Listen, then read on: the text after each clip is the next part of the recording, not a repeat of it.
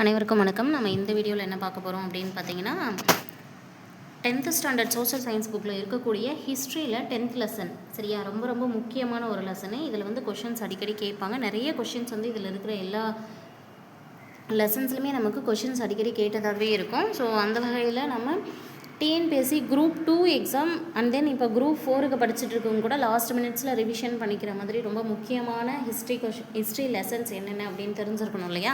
So அந்த வகையில் ஹிஸ்ட்ரியில் வந்து ரொம்ப முக்கியமான ஒரு லெசன் தான் இது, தமிழ்நாட்டின் சமூக மாற்றங்கள் அப்படிங்கிறது. இதில் வந்து அறிமுகத்தில் என்ன கொடுத்துருக்காங்க அப்படின்னு பார்த்தீங்கன்னா 18ஆம் நூற்றாண்டுடைய பிற்பாதையில் ஐரோப்பியர்கள் இந்திய துணைக்கண்டத்தின் மீது தங்கள் அரசியல் ஆதிக்கத்தை நிறுவினர். அதாவது 18 நூற்றாண்டோ 19 நூற்றாண்டோ தான் இங்கே ஞாபகம் வைக்கணும். 18th நூற்றாண்டுடைய லாஸ்ட்டில், சரியா, பிற்பாதையில் பார்க்கும்போது ஐரோப்பியர்கள் எல்லாருமே சேர்ந்து இந்திய துணைக்கண்டம் இருக்கு இல்லையா, அதில் தங்களுடைய அதிகாரம், அதுவும் அரசியல் அதிகாரத்தை செலுத்த நினைக்கிறாங்க. 19ஆம் நூற்றாண்டுடைய தொடக்கத்தில் இந்தியாவை இணைக்கிறதுல ரொம்ப அக்கறை செலுத்துகிறாங்க அவங்க. சரியா, 19ஆம் நூற்றாண்டில் இந்தியாவை இணைக்கணும்னு நினைக்கிறாங்க. அப்படி இணைக்கிறதுல அக்கறை செலுத்தி அவங்க இந்திய சமூகத்தை ஒரு மறு ஒழுங்கமைவு செய்தனர். ஸோ இதில் நமக்கு சில ப்ளஸ் இருந்திருக்கும், சில மைனஸ் இருந்திருக்கும். என்ன அப்படிங்கிறத பார்க்கலாம். இந்தியாவை இணைப்பதில் அக்கறை செலுத்திய அந்த ஐரோப்பியர்கள் என்ன பண்ணுறாங்க, இந்திய சமூகத்தை மறு ஒழுங்கமைவு செய்தார்களா? என்ன செய்தார்கள் அப்படின்னு பார்த்து வச்சுக்கோங்க. மறு ஒழுங்கமைவு செய்கிறாங்க. புதிய வருவாய் திட்டங்கள் நிறைய உருவாக்கப்படுது. ஆங்கிலேயருடைய பண்பாட்டு கோட்பாடுகள், கிறிஸ்துவ சமய நெறிகள் ஆகியவற்றின் செல்வாக்கிற்கு உட்பட்டிருந்த அவர்கள் இந்திய மக்கள் மீது தங்களுடைய பண்பாட்டு மேலாதிக்கத்தை வந்து திணிக்க முயற்சி செய்கிறாங்க. சரியா, நான் வந்து லைனாக படிக்கும்போது ரொம்ப முக்கியமான பாயிண்ட்ஸ் வரும்போது மட்டும் நான் ஒரு 2-3 டைம்ஸ் உங்களுக்கு நான் சொல்கிறேன். அப்போ வந்து உங்களுக்கு அது மைண்டில் பதிஞ்சிடும். இந்த மாதிரியான ஒரு சூழ்நிலை இருக்கும்போது இந்திய கிட்ட என்ன ஆகுது அப்படின்னா ஒரு எதிர் விளைவு ஏற்படுது. எப்படி அப்படின்னு பாருங்களேன். 19ஆம் நூற்றாண்டில் நாட்டில் இருக்கக்கூடிய பல்வேறு பகுதியில் நிறைய படித்தவங்க இருப்பாங்க இல்லையா, அந்த கல்வி பெற்ற இந்தியர்கள் எல்லாருமே இதை வந்து ஒரு அவமானமாக நினைக்கிறாங்க. அவங்க வந்து ஐரோப்பியர்கள் வந்து அரசியல் ஆதிக்கம் பண்ணுறதை எப்படி நினைக்கிறாங்க, அவமானமாக நினைக்கிறாங்க.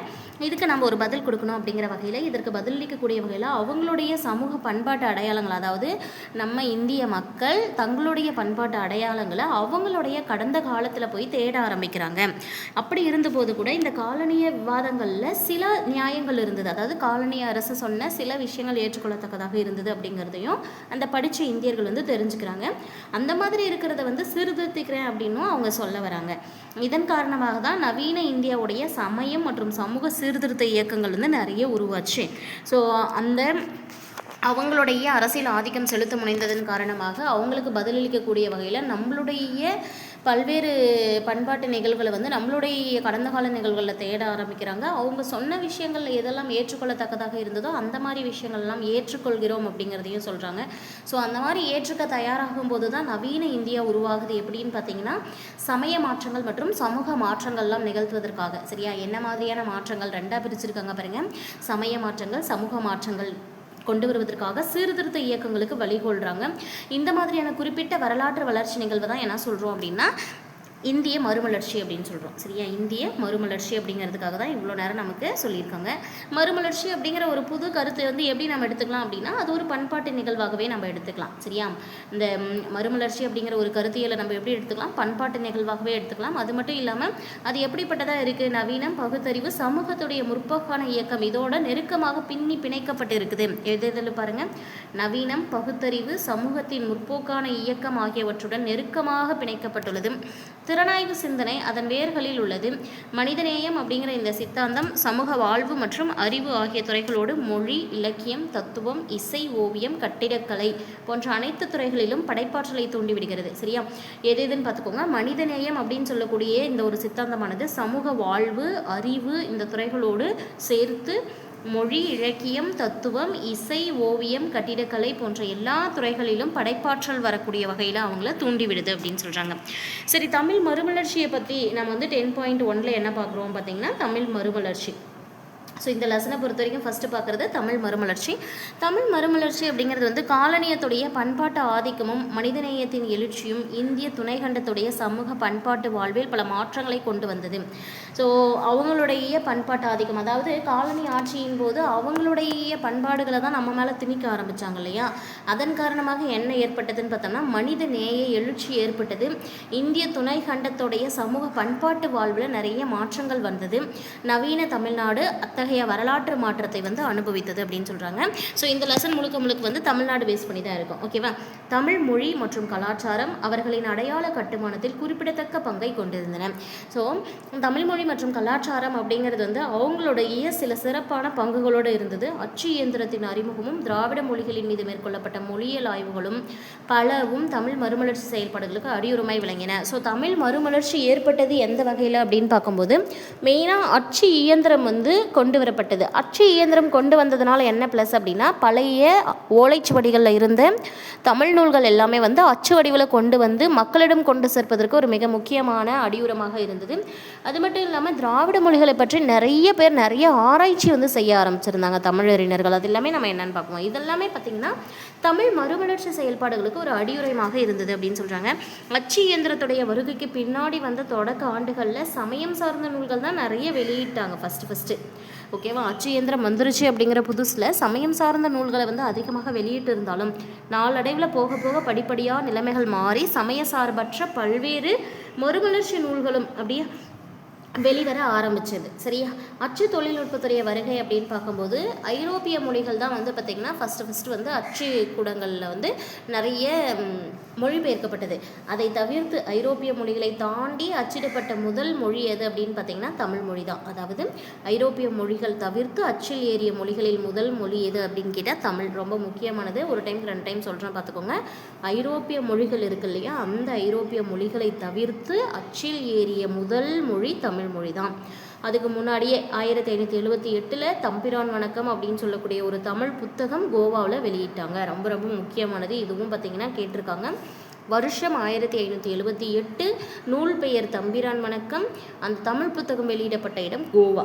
அப்போ 1709 முழுமையான அச்சகம் கொண்டு வந்திருக்காங்க ஒருத்தவங்க. 1709 முழுமையான அச்சகம் சீகன் பால்கோ அப்படிங்கிறவங்களால தரங்கம்பாடி அப்படிங்கிற பிளேஸில் நிறுவப்படுது. ஸோ என்னென்ன ஞாபகம் வைக்கணும்? 1709 முழுமையான அச்சகம் தரங்கம்பாடியில் கொண்டு வரப்பட்டது. கொண்டு வந்தவர் சீகன் பால்கோ. இது எல்லாமே ஞாபகம் வச்சுக்கணும். தமிழ் இலக்கிய நூல்களில் ஒன்றான திருக்குறள் 1812 வெளியிடப்பட்டது. முன்னதாக 1578 தம்பிரான் வணக்கம் அப்படிங்கிற நூல் கோவாவில் வெளியிடப்படுது. அதுக்கடுத்து பார்த்திங்கன்னா 1709 முழுமையான அச்சகம் சீகன் பால்கோ அப்படிங்கிறவங்களால தரங்கம்பாடியில் கொண்டு வரப்படுது. 1812 திருக்குறள் புத்தகம் வந்து அச்சிட்டு வெளியிடப்படுகிறது. இதன் விளைவாக என்னெல்லாம் ஏற்பட்டது அப்படின்னா, இக்கால பகுதிகளில் மிகவும் பழமையான செவ்வியல் தமிழ் இலக்கியங்களை வெளியிடுவதில் தமிழறிஞர்கள் கிட்ட வந்து ஒரு எழுச்சி ஏற்படுது. ஸோ இதையெல்லாம் பார்க்கும்போது தமிழறிஞர்கள் மற்ற நூல்களையும் நம்ம வந்து தமிழ் மொழியில் இலக்கியங்களை வந்து வெளியிடலாம், அச்சிட்டு வெளியிடலாம் அப்படின்னு தமிழ் அறிஞர்கள் கிட்ட வந்து ஒரு புத்தெழுச்சி ஏற்படுது. 19ஆம் நூற்றாண்டில் தமிழ் அறிஞர்களாக இருந்த சீவை தாமோதரனார், சரியா, சீவை தாமோதரனார், ஊவே சாமிநாதர் இவங்க எல்லாமே சேர்ந்து தமிழ் செவ்வியல் இலக்கியங்களை மீண்டும் கண்டுபிடிக்கணும் அப்படிங்கிறதுக்காக தான் தங்களுடைய வாழ்நாள் முழுவதையும் அர்ப்பணம் செய்திருக்காங்க. இந்த ஒரு கொஷின் கேட்பாங்க. அதாவது தமிழ் செவ்வியல் இலக்கியங்களை மீண்டும் கண்டறிவதற்காக தங்கள் வாழ்நாள் முழுவதையும் செலவழித்தவர்கள் யாருன்னு கேட்பாங்க. சீவை தாமோதரனார், ஊவே சாமிநாதர் வாழ்நாள் முழுவதும் செலவழிச்சிருக்காங்க. சீவை தாமோதரனார் பனையோலைகளில் கையாழ எழுதி வச்சிருந்த பல தமிழ் இலக்கண இலக்கிய நூல்களை வந்து பதிப்பிச்சிருந்திருக்காங்க. ஸோ நம்ம தமிழ் இலக்கியங்கள் எல்லாமே அப்போல்லாம் பார்த்திங்கன்னா ஓலைச்சுவடிகளாக பனை ஓலைகளில் தான் எழுதி வச்சுருந்துருப்பாங்க. அந்த பனை ஓலைகளால் கையால் எழுதியிருந்த பல்வேறு இலக்கண நூல்களையும் இலக்கிய நூல்களையும் பதிப்பிச்சது யாருன்னு ஒரு கேள்வி கேட்பாங்க. சீவை தாமோதரனார். ரொம்ப ரொம்ப முக்கியமானது. இன்னொரு டைம் படிக்கிறேன் பார்த்துக்கோங்க. பனையோலைகளில் கையால் எழுத பெற்றிருந்த பல தமிழ் இலக்கண இலக்கிய நூல்களை பதிப்பித்தவர் யார்? சீவை தாமோதரனார். அவர் கூடவே இன்னொருத்தவங்க யார்? ஊவே சாமிநாதர். இவங்க 2 பேருமே எந்த நூற்றாண்டு? 19ஆம் நூற்றாண்டு. அவர் பதிப்பித்த நூல்களில் எதெல்லாம் வந்தது அப்படின்னு பார்த்தீங்கன்னா, தொல்காப்பியம், வீர சூழியம், இறையனார் அகப்பொருள், இலக்கண விளக்கம், கழித்தொகை, சூளாமணி இதெல்லாமே அடங்கும் அப்படின்னு சொல்லியிருக்காங்க. ஸோ இந்த தொல்காப்பியம், வீர சூழியம், இறையனார் அகப்பொருள், இலக்கண விளக்கம் அப்படிங்கிறதெல்லாம் இலக்கண நூல்கள். கழித்தொகை மற்றும் சூளாமணி அப்படிங்கிறதையும் நம்ம பார்த்துக்கணும். அடுத்தது அது வந்து இலக்கிய நூல்களில் வருது. மீனாட்சி சுந்தரனாருடைய மாணவராக இருந்தவர் தான் பார்த்திங்கன்னா ஊவே சாமிநாதர் அவர்கள். இவங்க என்ன பண்ணியிருப்பாங்கன்னா, செவ்வியல் தமிழ் இலக்கிய நூல்களாக இருந்த சீவக சிந்தாமணி, பத்துப்பாட்டு, சிலப்பதிகாரம், புறநானூறு, புறப்பொருள் வெண்பாமலை, மணிமேகலை, ஐங்குறுநூறு, பதிற்றுப்பத்து இது எல்லாத்தையும் வெளியிடக்கூடிய அந்த முயற்சியை மேற்கொண்டாங்க. ஸோ இந்த நூல்கள் எல்லாமே வந்து யார் வந்து கொண்டு வந்தாங்க அப்படின்ற ஒரு கேள்வி கேட்டாங்கன்னா, யார் பதிப்பிச்சாங்கன்னு கேட்டாங்கன்னா உங்களுக்கு சொல்ல தெரிஞ்சிருக்கணும். மீனாட்சி சுந்தரருடைய மாணவராக இருந்த ஊவே சாமிநாதர்.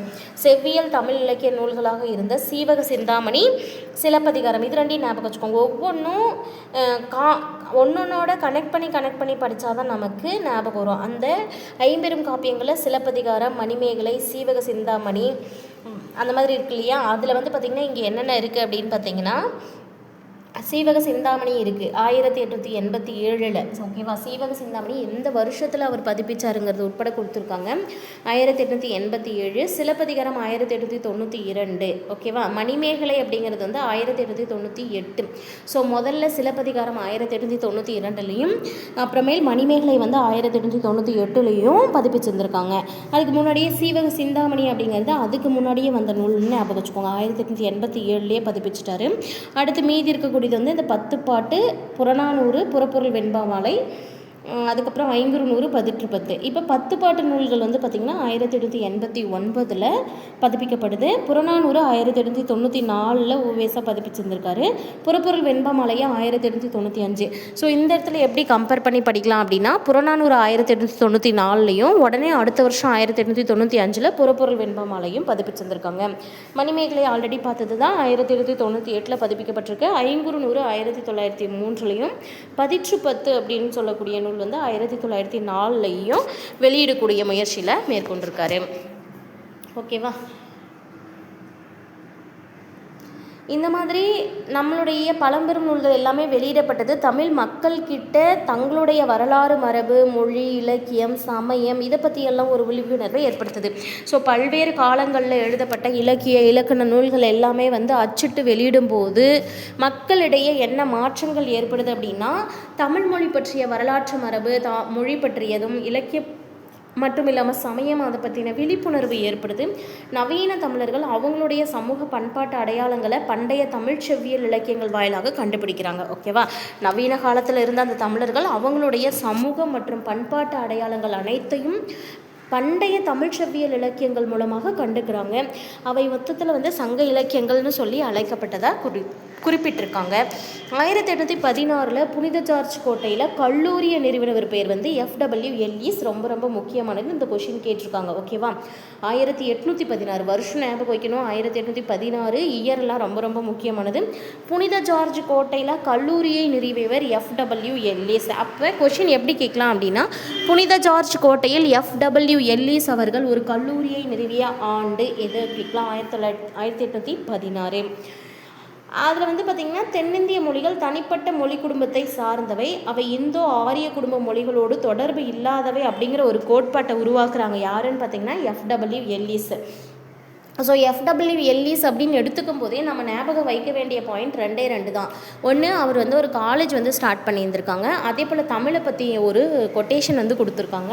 ஸோ 1816 புனித ஜார்ஜ் கோட்டையில் கல்லூரியை நிறுவினார் அப்படிங்கிறதையும், தென்னிந்திய மொழிகள் தனிப்பட்ட மொழி குடும்பத்தை தான் சார்ந்தது, அது இந்தோ ஆரிய குடும்ப மொழிகளோடு தொடர்பில்லாதது அப்படிங்கிற கோட்பாட்டை உருவாக்குனதும் FW எல்லிஸ் தான்.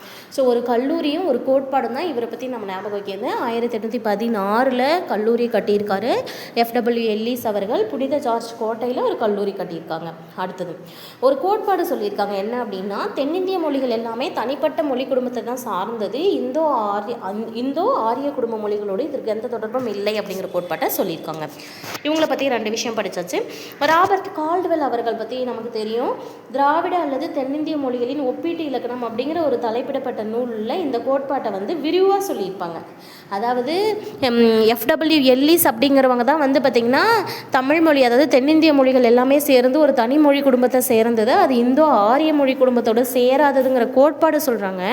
அந்த கோட்பாட்டை பற்றின விளக்கமும் விரிவாக்கமும் எங்கே கொடுக்கப்பட்டிருந்தது அப்படின்னு பார்த்திங்கன்னா, ராபர்ட் கால்டுவெல் அவர்கள் எழுதப்பட்ட திராவிட அல்லது தென்னிந்திய மொழிகளின் ஒப்பீட்டு இலக்கணம் அப்படின்னு தலைப்பிடப்பட்ட ஒரு நூலில் 1856 ஒப்பிட்டு சொல்லியிருந்திருப்பார். ஓகேவா, அதை விரிவுபடுத்தி சொல்லியிருந்திருப்பார்.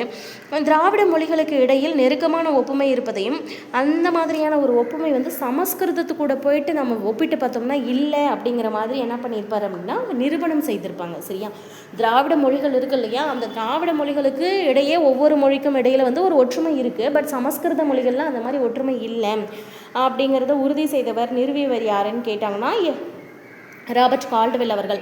எப்படி எஃப்டபிள்யூ எல்லிஸுக்கு நம்ம 2 விஷயம் பார்த்தோமோ, ஒரு கோட்பாடு ஒரு கல்லூரி, அந்த மாதிரி தான் ராபர்ட் கால்டுவெலுக்கு 2 விஷயம் பார்க்குறோம். அதாவது எஃப்டபிள்யூ எல்லிஸ் சொன்ன கோட்பாட்டை வந்து ராபர்ட் கால்டுவெல் என்ன பண்ணியிருப்பாங்க அப்படின்னா, தென்னிந்திய மொழிகளின் ஒப்பீட்டு இலக்கணம் அப்படிங்கிற ஒரு நூலில் வந்து விரிவுபடுத்தி சொல்லியிருப்பாங்க 1856. திராவிட மொழிகளுக்கு நடுவில் ஒரு ஒப்புமை இருக்குது, அந்த மாதிரி ஒப்புமை சமஸ்கிருதத்தோட இல்லை அப்படிங்கிறதையும் நிறுவியிருப்பார். தமிழுடைய தொன்மையை நிலைநாட்டியிருப்பார். இந்த காலகட்டத்தை சேர்ந்த அறிவார்ந்த தமிழர்கள் எல்லாமே என்ன பண்ணியிருப்பாங்கன்னா, தமிழ், திராவிடம், சமத்துவம் மற்றும் சமஸ்கிருத, ஆரிய, பிராமணியம் ஆகிய 2க்கும் இடையே உள்ள அடிப்படை வேறுபாடுகளை அடையாளம் கண்டு கொண்டனர் அப்படின்னு சொல்கிறாங்க. அதாவது இந்த காலகட்டத்தில் இருந்த நவீன தமிழ் இலக்கிய வரலாறுகள்லாம் பார்த்த காலகட்டத்தில் இருந்த அறிவார்ந்த தமிழர்கள் என்ன பண்ணாங்கன்னா, தமிழ் மொழி, திராவிட மொழி, சமத்துவம் மற்றும் சமஸ்கிருதம், இது ஆரியம், பிராமணியம், இந்த மாதிரி 2க்கும் இடையே என்ன மாதிரியான வேறுபாடுகள் இருக்குது எல்லாமே கண்டுபிடிச்சிடுறாங்க. அவங்க தமிழ் மொழி தான் திராவிடர்களுடைய மொழி அப்படின்னு சொல்கிறாங்க. அதாவது தமிழ் மொழி தான் திராவிடர்களின் மொழி என்றும், தமிழர்கள் வந்து கண்டிப்பாக பிராமணர்கள் கிடையாது அப்படின்னும், அவங்களுடைய சமூக வாழ்வில், அதாவது அந்த தமிழர்களுடைய சமூக வாழ்வில் ஜாதிகள் எல்லாம் எதுவுமே இருந்ததில்லை, பாலின வேறுபாடு கிடையாது, பல காலத்தில் சமத்துவம் நிலவி இருந்தது அப்படின்னு சொல்லி வாதிட ஆரம்பிக்கிறாங்க.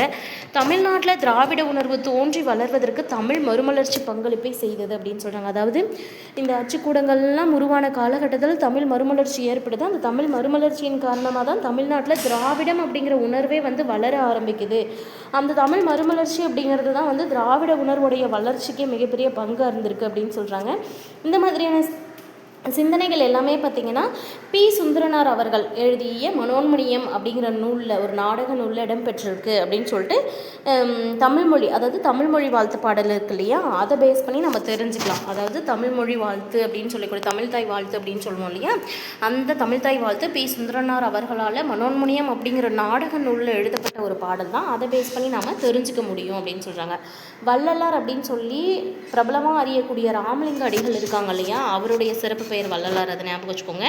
நடைமுறையில் இருந்த இந்து சமய பழக்கவாதத்தை கேள்விக்கு உள்ளாக்கினார். இது ஒரு டைம் வந்து டிஎன்பிஎஸ்சி எக்ஸாமில் கேட்டிருந்தாங்க. நடைமுறையில் இருந்த இந்து சமய பழமைவாதத்தை கேள்விக்கு உள்ளாக்கியவர் யார் அப்படிங்கிற மாதிரி கேள்வி கேட்டிருந்தாங்க. வள்ளலார், அதாவது ராமலிங்க அடிகளார், வள்ளலார் என்று அழைக்கக்கூடிய ராமலிங்க அடிகளார் தான் நடைமுறை பழக்கத்தில் இருக்கிற இந்த இந்து சமய பழக்க வழக்கத்தை எல்லாம் கேள்வி கேட்க ஆரம்பிக்கிறாங்க. ஆப்ரஹாம் பண்டிதர் தமிழ் இசைக்கு சிறப்பு செய்ததோடு தமிழ் இசை வரலாறு குறித்த நூல்களை வெளியிட்டார். ஸோ தமிழ் இசை வரலாறு அப்படின்னு சொல்லக்கூடிய நூல்களை வெளியிட்டவங்க ஆப்ரஹாம் பண்டிதர் அவர்கள். அது மட்டும் இல்லாமல் சி.வை. தாமோதரனார், உ.வே. சாமிநாதர், திருவி கல்யாண சுந்தரம், பரிதிமார் கலைஞர், மறைமலை அடிகள், சுப்பிரமணிய பாரதி, சா. வையாபுரி, அது மட்டும் இல்லாமல் கவிஞர் பாரதிதாசன், இவங்க எல்லாருமே அவங்கவுங்களுக்கு உரிய வழிகளில் தங்களோட எழுத்துக்கள் மூலமாக தமிழ் இலக்கியத்துக்கு எப்படி இதெல்லாம் தெளிச்சு கொடுக்க முடியுமோ அந்த மாதிரி கொடுத்துருக்காங்க. பாடல்கள், கதைகள், இந்த மாதிரி ஏதோ ஒரு வகையில். இதே சமயத்தில் பௌத்தியத்திற்கு புத்துயிர் அளித்த ஒரு தொடக்க கால முன்னோடி யாருன்னு கேட்டால் எம். சிங்காரவேலர். ரொம்ப முக்கியமான கேள்வி, இதையும் கேட்டிருக்காங்க. தொடக்க காலங்களில் பௌத்தத்திற்கு புத்துயிர் அளித்த தொடக்க கால முன்னோடி யார் அப்படின்னே கேட்டிருக்காங்க. எம். சிங்காரவேலர் அவர்கள். காலனிய சக்தியை எதிர்கொள்வதற்காக பொது உடைமைவாதத்தையும் சமத்துவத்தையும் வளர்த்தவர். அதாவது ஆங்கிலேயர்களுடைய ஆதிக்கத்தை வந்து எதிர்க்கணும் அப்படிங்கிறதுக்காக பொது உடைமைவாதம் மற்றும் சமத்துவவாத கருத்துக்களை வளர்த்தவர். பண்டிதர் அயோத்தியகதாசரும் பெரியார் ஈவே ராமசாமி என்ன பண்ணியிருப்பாங்கன்னா, சமூக ரீதியாக யாருக்கெல்லாம் உரிமை மறுக்கப்பட்டிருக்கோ, ஸோ ஒவ்வொருத்தங்களும் ஒவ்வொரு விதத்தில், இலக்கியங்களுக்கு சிலர் பாடுபட்டிருக்காங்க, சமூக மாற்றங்களுக்கு சிலர் பாடுபட்டிருக்காங்க, பொது உடைமைவாதத்துக்கு சிலர் பாடுபட்டிருக்காங்க. அதை தான் சொல்கிறாங்க. இந்த பொது உடைமைவாதம், இலக்கிய முன்னோடிகள், இந்த மாதிரிலாம் இருக்கிற காலகட்டத்தில் வந்து அயோத்தியதாச பண்டிதரும் பெரியார் ஈவே ராமசாமியும் என்ன பண்ணியிருப்பாங்க அப்படின்னா, சமூக ரீதியாக உரிமைகள் யாருக்கெல்லாம் மறுக்கப்பட்டிருக்கோ, எந்த மக்கள்லாம் ஒதுக்கப்பட்ட மக்களாக இருக்காங்களோ அவங்களுடைய உரிமைகளுக்காக பகுத்தறிவு சித்தாந்தத்தை உயர்த்தி பிடித்தனர். ஸோ ஒவ்வொன்றத்துலையுமே ரெண்டு பேர் இருக்காங்க. ஸோ பகுத்தறிவு சித்தாந்தத்தை உயர்த்தி பிடித்ததில் வந்து பெரியார் அவர்களையும் ஈவே ராமசாமி, அதாவது ஈவே ராமசாமி என்று அழைக்கக்கூடிய பெரியார் அவர்களையும் அயோத்தியதாச பண்டிதரையும் முன்னிலைப்படுத்தி கொடுத்துருக்காங்க. ஓகேவா? அடுத்தது நாம் பார்க்குறது வந்து பார்த்திங்கன்னா பரிதிமார் கலைஞர் அவர்கள்.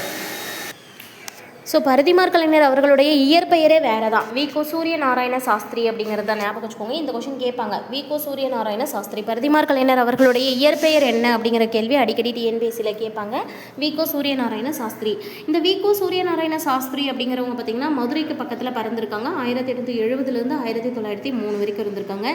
சென்னையில் இருக்கக்கூடிய கிறிஸ்துவ கல்லூரியில் தமிழ் பேராசிரியராக பணியாற்றி இருந்திருக்காங்க. தமிழ் மேலே ஒரு அதாவது நம்ம தமிழ் மொழி மேலே சமஸ்கிருதம் வந்து ஒரு செல்வாக்கு செலுத்துது இல்லையா, அதை அடையாளம் கண்டுபிடித்த தொடக்க கால தமிழறிஞர்களில் ஒருவராக கருதப்படுபவர் இந்த பரிதிமாற் கலைஞர் அவர்கள் தான். அதாவது நம்மளுடைய தமிழ் மொழி மேலே சமஸ்கிருதம் அப்படிங்கிற மொழி ஆதிக்கம் செலுத்துது அப்படிங்கிறத கண்டுபிடிச்சவர் யார், அதாவது தொடக்க காலத்தில் கண்டறிந்தவர் யாருன்னு கேட்டாங்கன்னா வி.கோ.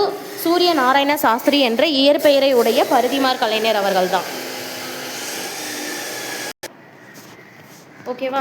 அதனால தான் அவங்க என்ன பண்ணியிருப்பாங்க அப்படின்னா, அவங்களுக்கு பரிதிமாற் கலைஞர் அப்படின்னு தூய தமிழ் பெயர் வந்து சூட்டிப்பாங்க. தமிழ் மொழி ஒரு செம்மொழி அப்படின்னு அவர் சொல்லியிருப்பார். சென்னை பல்கலைக்கழகம் தமிழை வந்து ஒரு வட்டார மொழி அப்படின்னு சொல்லியிருப்பாங்க. அதை வந்து அவர் ஏற்றுக்க மறுப்பார். ஓகேவா? சென்னை பல்கலைக்கழகம் தமிழை வட்டார மொழி அப்படின்னு சொன்னதை வந்து இவர் ஏற்றுக்கவே மாட்டார், அதை மறுப்பார். அந்த மாதிரி கூப்பிடவே கூடாது அப்படின்னு ஃபஸ்ட்டு வாதாடி இருப்பார். மேற்கத்திய இலக்கிய மாதிரிகள் மீது இவர் கொண்டிருந்த தாக்கத்தின் விளைவாக, அதாவது இவர் என்னதான் வந்து தமிழ் மொழி பற்றிய ஆராய்ச்சிகள் இருந்தாலும் மேற்கத்திய கருத்துக்கள் எல்லாம் படிக்கும்போது அது மேலே இருந்த ஈர்ப்பின் காரணமாக இவங்க என்ன பண்ணியிருப்பாங்கன்னா, மேற்கத்திய நாடுகளில் இலக்கியங்கள் வரையப்படுது இல்லையா, எழுதப்படுது இல்லையா, அதை பேஸ் பண்ணி அது விளைவாக 14 வரி செய்யுள் வடிவத்தை வந்து தமிழுக்கு அறிமுகம் செய்தார். இந்த கொஸ்டின் கேட்பாங்க. மேற்கத்திய இலக்கிய மாதிரிகளை பயன்படுத்தி 14 வரி செய்யுள் வடிவத்தை தமிழுக்கு அறிமுகம் செய்தவர் யாருன்னு கேட்பாங்க. பரிதிமாற் கலைஞர். மேலும் இவர் நாவல்களையும் நாடகங்களையும் அதிக எண்ணிக்கையில் அறிவியல் கட்டுரைகள் எழுதியிருக்காங்க. ஆனாலுமே இவர் வாழ்ந்தது என்னமோ வெறும் 33 ஆண்டுகள் தான். ஸோ அவர் தன்னுடைய இளம் வயதிலேயே இயற்கை எழுதினார் அப்படின்னு கொடுத்துருக்காங்க. நெக்ஸ்ட்டு பார்க்குற தமிழறிஞர் யாருன்னு பார்த்தா மறைமலை அடிகள். மறைமலை அடிகள் வந்து பார்த்திங்கன்னா 1876 1950 வரைக்கும் இருந்திருக்காங்க. தமிழ் மொழியியல் தூய்மைவாதத்தின் தந்தை என்றும் தனித்தமிழ் இயக்கத்தை, அதாவது தூய தமிழ் இயக்கத்தை உருவாக்கியவர் என்றும் கருதப்பட்டவர். இந்த இடத்துல வந்து 2 கேள்வி கேட்பாங்க. அதாவது தமிழ் மொழியியல் தூய்மைவாதத்தின் தந்தை யாருன்னு ஒரு கொஸ்டின் கேட்பாங்க. தனித்தமிழ் இயக்கம், அதாவது தூய தமிழ் இயக்கத்தை தோற்றுவித்தவர் யாருன்னு ஒரு கொஸ்டின் கேட்பாங்க. ரெண்டுத்துக்குமே ஆன்சர் வந்து மறைமலை அடிகள் தான். சங்க இலக்கிய நூல்களாக இருந்த பட்டினப்பாலை, முல்லைப்பாட்டு ஆகியவற்றுக்கு விளக்கு உரை எழுதியுள்ளார். 2 நூலுக்கு தான், சங்க இலக்கிய நூல்களாக இருந்த பட்டினப்பாலைக்கும் முல்லைப்பாட்டுக்கும் விளக்கு உரை எழுதியிருக்காங்க.